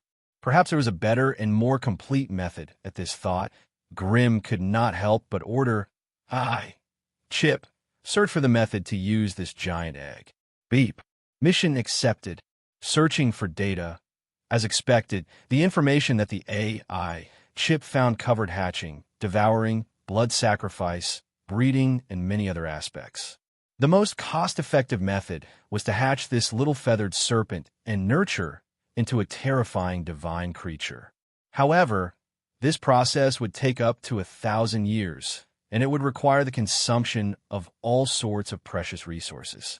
In truth, Grimm did not have the confidence to wait until this little feathered serpent matured. The other method was to use the blood sacrifice method, using the strange bloodline of the little feathered serpent to nourish Grimm's body. According to the AI Chip's calculations, if everything went smoothly, Not only would Grimm be able to repair the damage to his soul, he would also be able to increase the potential of his vitality and bloodline. Hence, Grimm did not hesitate at all and chose the blood sacrifice method. Following Grimm's choice, the AI chip immediately projected a list of items in his mind. These were all necessary resources for the blood sacrifice ceremony. Grimm took out a blank spell scroll and placed it on his forehead, etching the list of items into it. He then drew a line with his finger, and a dense red light tore a small hole in the space. Only then did Grimm stuff the spell scroll into it. While he was doing all this, Gargamel, who was in the Crimson Wings Wizard's Pagoda far away in the Alovis region, was crouched in front of a desk and writing furiously. Amelia and AI accompanied him by his side, helping him deal with many family affairs. Suddenly, a cluster of red light appeared above his head and tore a small hole in the space. Then, a magic scroll with flashing red runes fell on his desk. These are the items I need recently. Collect them and send them to the Blazing Flame Monarch as soon as possible. If you find anything difficult to find, remember to report it to me.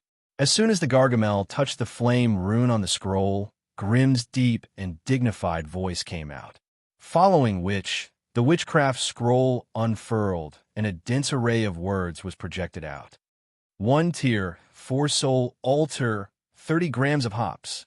A set of high-rank spirit shifting tools, 1 soul fixation crystal. Row after row, row after row, almost all of them were top-notch Magus resources that were extremely hard to find. Even with Gargamel's vast experience over the years, he had only heard of many resources and had never seen them before. Thus, the moment he received the list of items, he frowned, his face full of hesitation and awkwardness. What's there to be embarrassed about? Amelia maintained a calm expression. It's not like the family master doesn't know where our family's resources are. If there are any, send them over first. If there aren't, borrow them from the other families. Hearing his daughter's explanation, Gargamel felt slightly more at ease. Give Meryl a copy of this list as well, and we'll try our best to gather the resources. Since the family master has said so, he must be in urgent need of them. I'll pay a visit to those few rank 4 organizations. No, father, don't be in such a hurry. Amelia's eyes turned, and she could not help but smile sweetly. Lady Mary has just advanced to rank 4, so our family will definitely hold a celebration. Let this news spread first, and pay them a visit on the eve of the celebration. The prosperity of our Crimson family is obvious to anyone with a discerning eye. When the time comes, do you still have to worry about not being able to borrow these resources? Gargamel pondered for a moment, and then nodded in approval. As the news of Mary's advancement spread, the Magus world in the Terran region was once again thrown into turmoil. This time, let alone the small and mid-ranked Magus families, even the dozen or so rank 4 organizations could not sit still. Among them, no one was more excited than the vampire families. In the central continent, there had not been a rank 4 vampire for thousands of years. Thus, be it the slightly famous vampire families or the vampire magi who lived in seclusion, they could not control their restless blood and rush to the Crimson family.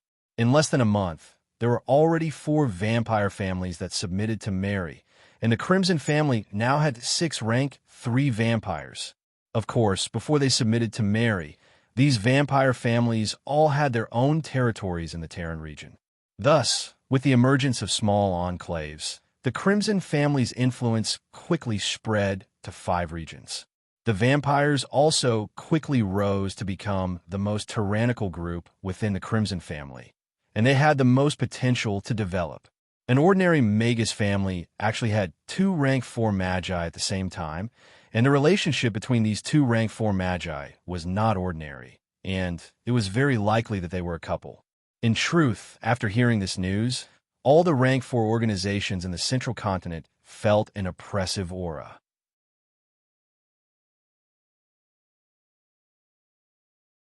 Chapter 1190.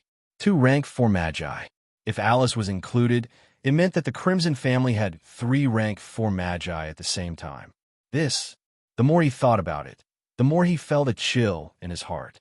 For regular magi, the more rank 4 magi there were in the central continent, the better. This way, the scattered towers forest would have more weight, and their status and authority in the Magus world would also increase. However, for the veteran rank 4 magi, a group of 2 or 3 rank 4 magi was obviously a huge threat. For a long time, the Scattered Towers Forest Association was a loose Magus organization that was only in charge of coordinating the relations between the various rank 4 organizations. However, it lacked the necessary restraints on the veteran rank 4 magi and could only prevent them from falling into a vicious competition. One of the main reasons for this was that the Tier 4 sorcerers of the Central Continent were independent of one another. Even if some magi had close relationships, it was limited to simple daily interactions or an invitation to explore some ancient ruins every now and then. However, if they were to encounter a dangerous situation, the magi of the Central Continent would still look out for themselves. There is no such thing as sacrificing oneself for others and working together. However, with the appearance of 2 Tier 4 magi from the Crimson family, 2 combat magi who specialized in slaughter, a stable core circle with strong executive power had inadvertently appeared. How would this core circle develop? Should they unite the scattered Central Continent and form a large-scale force similar to the 3 major sorcerer organizations? Or should they continue to maintain the current situation of each doing things their own way and developing on their own? This was what people were most worried about and concerned about. Once upon a time, as the chairman of the Scattered Towers Forest Association, Freed had the ambition to unite the Central Continent and establish the 4th largest organization. For this, he had used all sorts of methods to rope in Vice Chairman Merva, and with the 2 of them as the core, he had established the Scattered Towers Forest Association. Apart from that, he had maintained good personal relationships with the other magi in the association. It was because of this relationship that he had been able to firmly control the core power of the Scattered Towers Forest Association for hundreds of years. However, now, another core circle had appeared. Would the 2 cores be compatible with each other, or would they fall into a frenzy of conflict and internal friction? Not to mention outsiders. Even the people involved would find it hard to predict the future of the Scattered Towers Forest. However, a hidden worry was only a hidden worry. Mary was a wizard from the Central Continent, and her successful advancement to Grade 4 was great news for the Scattered Tower Forest. Thus, without hesitation, the vice president of the Scattered Tower Forest Association once again rushed to the Crimson family and handed an elder's ring to Mary. As for the Crimson family, due to the addition of 2 Tier 4 sorcerers, their reputation soared, and they immediately rose to become the most powerful sorcerer family in the Central Continent. Scattered Forest, Cerubo family's base. South Fed City. Who was wearing a black robe and holding a book of sorcerer in his arms, slowly walked through the dark and quiet corridor toward the Hall of Knowledge. There were a total of 7 magi stationed in the family's encampment, and they were usually busy with their own things. When it was their turn to teach the acolytes, they would come and go in a hurry and rarely stayed outside the living and experimental areas. Hence, in the Magus region of the family encampment, it was extremely difficult to even meet a living person during the day. However, as soon as he left the Magus region, the atmosphere and liveliness of the place increased significantly. It was almost time for the public lecture, and there was an endless stream of acolytes rushing to the Hall of Knowledge with books in their arms among the bustling crowd. When they saw Am's iconic black robe, their expressions would turn cold, and they would quickly hide by the side of the road, bowing to him respectfully. Am did not care whether these acolytes were respectful or not, and walked forward with a solemn expression. Today was his turn to teach the public lecture, and the 2 public lectures every month would bring him 300 magic crystals as a bonus. This was one of the few ways for the magi in the family to earn magic crystals. Of course, if he was willing to be stationed at a certain resource point of the family, this bonus would be doubled. If things went well, he could even earn some free Magus resources. For an academic Magus like him, who did not dare to explore the Dark Forest personally, these resources and magic crystals were the only thing that could support him on the path of Magus. Unfortunately, due to some known reasons, Magus AM did not dare to step out of the family encampment. This also caused the resources and magic crystals he obtained to be the worst among the magi of the same rank in the family. However, this was not the most uncomfortable thing for him. What made him feel the most uncomfortable was the hateful news that came from afar from time to time. The Crimson family occupied the territory of Triple X. The Crimson family advanced to a Magus. The Crimson family's territory expanded to Triple X. The Crimson family defeated the Triple X family. Like a nightmare that could not be shaken off, the Crimson family was abnormally active. Every once in a while, they would create an even more explosive and horrifying topic, causing their name to forever be active in people's mouths. As a family Magus who had abandoned the darkness for the light from the Crimson family, Am was naturally very sensitive to such news and information and paid extra attention to it. When the Crimson family was besieged by many Magus clans, the Magi around him all congratulated him, praising his decision to leave the abyss of misery as soon as possible. However, when the news of the Crimson family's victory came, his companions all fell silent. This was especially so when that terrifying Grim actually crushed Lord Senazar in a competition. This caused Grim to suffer a huge mental blow. After returning to his family after the battle, he hid in his residence and did not show his face again. Meanwhile, after the Crimson family rose to power and became a Tier 4 power that everyone paid attention to, an oppressive atmosphere enveloped AMU's surroundings. As a result, AMU's every move had to be criticized by those with ulterior motives. In private, AM had secretly gathered internal information about the Crimson family. However, when he found out that the gentle and shy Meryl had become a red dragon, and was now at the peak of Grade 2, with a high chance of advancing to Grade 3, AM lost control of his emotions and smashed everything in his residence that could be smashed. Meryl, that little girl with freckles on her cheeks, who did not even dare to speak loudly in front of her companions, had reached such a level. And he, who was once Grimm's disciple, was now just a little middle grade 1 Magus. The huge difference in strength and status between the two deeply pierced Am's heart, which he thought had long since calmed down. More than once, MU hid in the house and yelled, cried, and laughed. He knew very well that out of the 5 quasi-magi who had followed Grimm, only he and Meryl had successfully advanced to become magi. Between him and Meryl, only he had the same affinity with the fire elemental energy. He was the one most likely to inherit Grimm's legacy. Even if he did not succeed, he would still be by Grimm's side. At the very least, he would be on par with Meryl and become a powerful Magus that many Magi clan leaders would have to be respectful to. However, all of this had gone up in smoke because of that misstep. Now, he had become the enemy of the Crimson family and a joke in the Cerubo family. This had caused AM, who had always wanted to become stronger, to endure even more mental torture and pressure. He had thought about it more than once.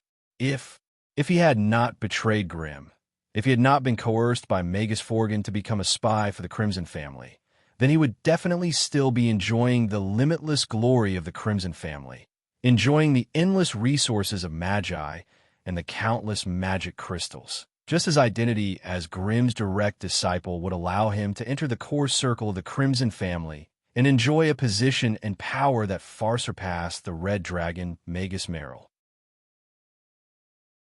If even that weak Meryl could advance to the peak of rank 2, then he, who was even more talented as a Magus, might have already advanced to rank 3 and become a powerful Magus worshipped by tens of thousands of Magi.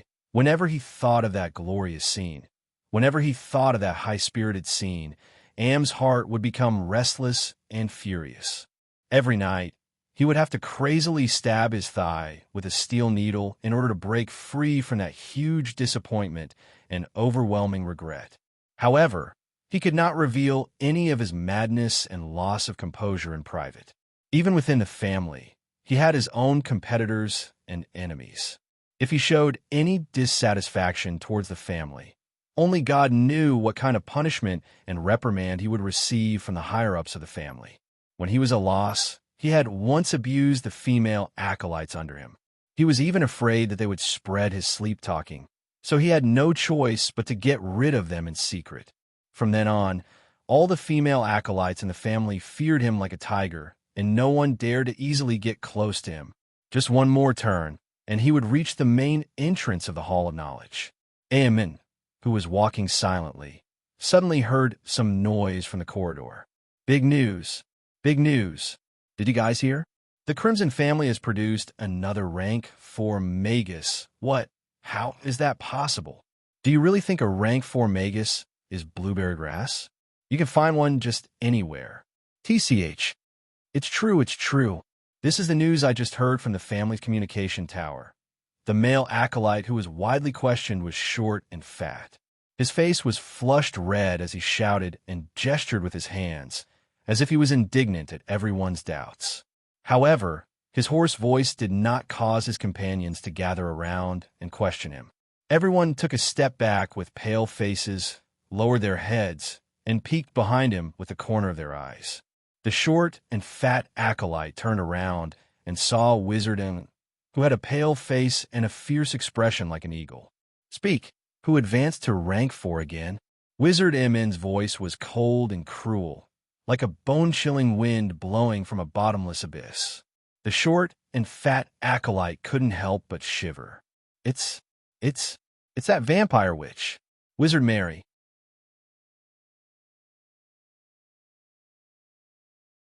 Chapter 1191. Io Valley. Origin Tower of the Dark Witches. The location of the Dark Secret Realm. In a large wizard hall on the 11th floor of the Wizard's Pagoda, a black teleportation portal slowly opened up a screen of light. The dozen or so witches waiting in front of the teleportation portal were all covered in black robes, their hoods hanging low, their bodies overflowing with a thick and chilling aura. They were all elite dark witches belonging to the Dark Witches Dark Group. Even the weakest among them had the power of a high-level level 2, while the rest of the members were around mid-level level 3. A team of dark witches with such powerful combat abilities, and led by a level 4 witch elder, was a terrifying force that would inspire awe and fear in any dimension. And today, they had gathered here, obviously to carry out a secret dark mission. When the spatial energy on the light curtain no longer fluctuated and became dense, the leading witch standing by the door slightly nodded her head. The other witches silently drilled into the light curtain, disappearing without a trace in the blink of an eye. Soon, the 16 elites of the Dark Witches Dark Group had all entered the screen of light, leaving only the leader of the Dark Group, Claudia, and leader Circe, shrouded in black smoke at the side. The curtain of darkness has already enveloped that dimension. The other party could not have predicted your arrival in advance. So, end the battle quickly, and leave the dimension immediately after snatching the divine fire orb. I will wait for your return here at the door of darkness. In the silent hall, Circe's low and hoarse voice rang out. Claudia, the leader of the dark group, turned her head and glanced at her coldly, and said angrily, "Using the elites of our dark group to snatch the treasure for that bastard, you're really making us dark witches proud. If this operation results in heavy casualties, you'll have to wait to explain to Lady Marvina." Circe's face was hidden in the darkness, and no one could see the changes in her expression. They could only hear her strange voice. How to explain to Lady Marvina is my business. As long as I am the leader of the Dark Witches, you must carry out the internal decisions of the family. Why, Claudia, do you want to challenge me now? Claudia let out a muffled grunt, no longer speaking, and lowered her head to enter the dark screen of light. When her huge and pure dark power broke through the dimensional barrier and broke into the other plane, a small silhouette of that other world appeared on the light screen. As far as the eye could see, not a single blade of grass grew. The Scarlet Land was filled with boiling hot sand, broken rocks, and huge volcanoes that were emitting thick black smoke. High up in the sky, a huge fireball was constantly spitting out scorching light and heat, scorching the entire world. A moment later, the power of darkness enveloped the door of darkness once again, and the image projected on the light screen slowly disappeared. However, for no reason, the temperature in the hall had quietly increased by more than 10 degrees. When the hall regained its silence, and she was the only one left in front of the door of darkness, Circe sighed and turned to leave. In another plane ruled by the Pale Witch, the Farron Plane, a bloody battle was continuing. The elite team of dark witches that came from another plane directly broke into the central mountains of the Callan continent, where they frantically besieged the main temple of the goddess of Moonlight Miwe.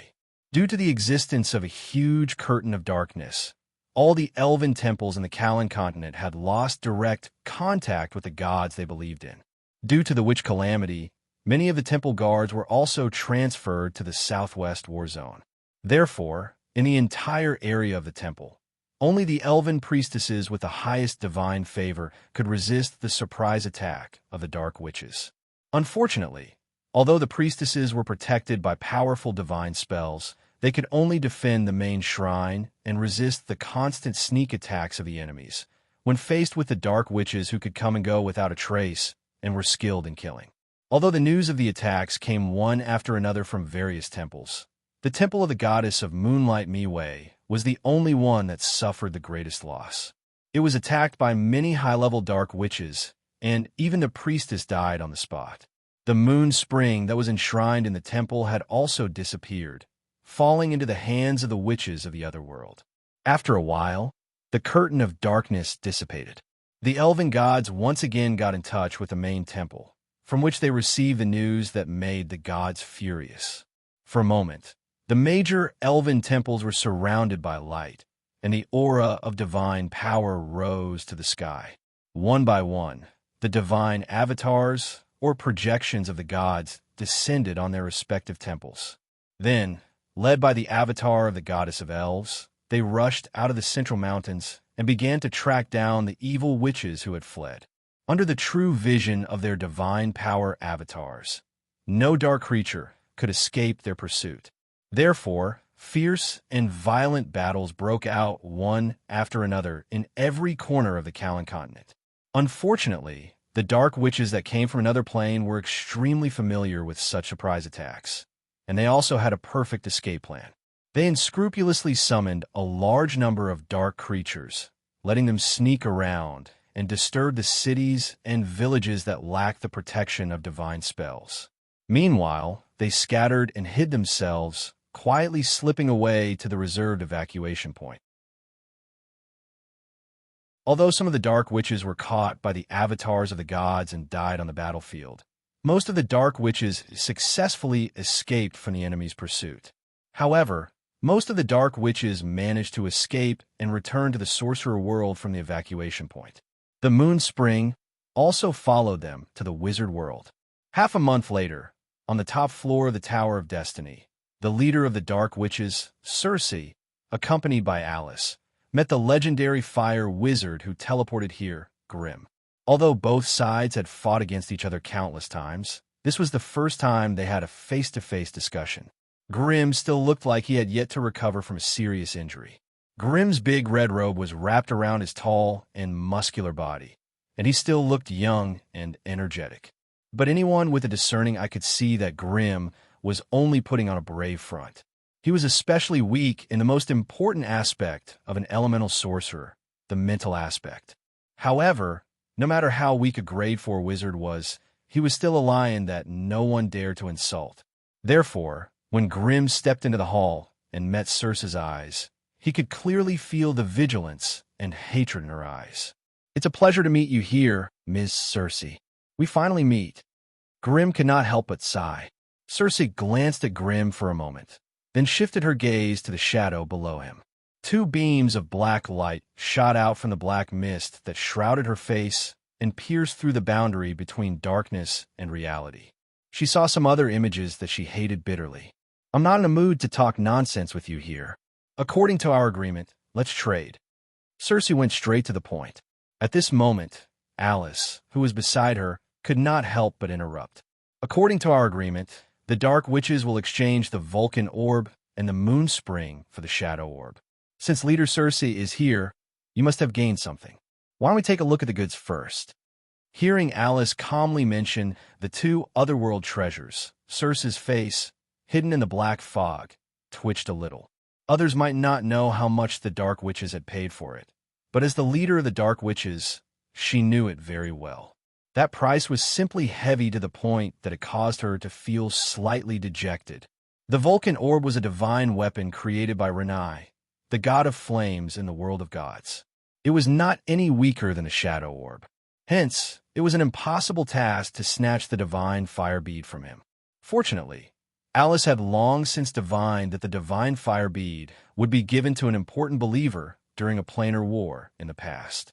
Hence, the Dark Witches had used this opportunity to launch a sudden attack, heavily injuring the believer and stealing the Vulcan Orb.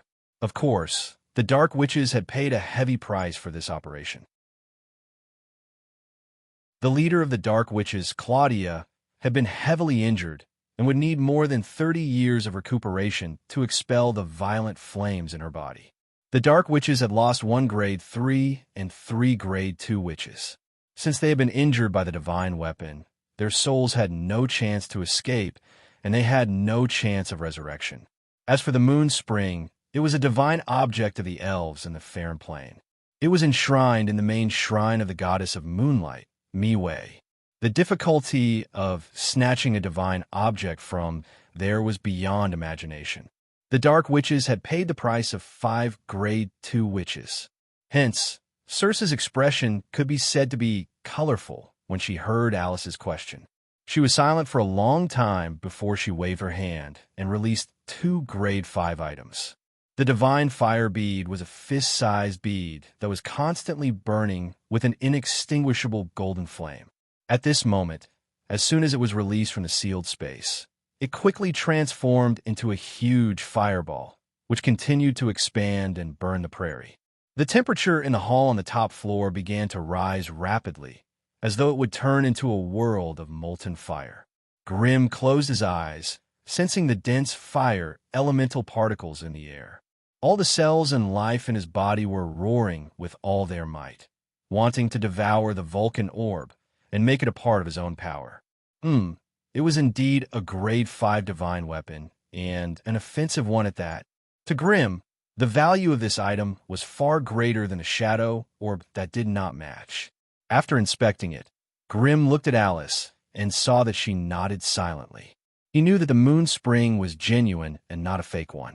Only then did he spread out his right hand, and a pitch-black metal claw stretched out from the shadows below him, handing the Shadow Pearl to him. You're tuning into the Warrior Lore YouTube channel. Don't forget to subscribe and join us on this journey to catch the most captivating stories.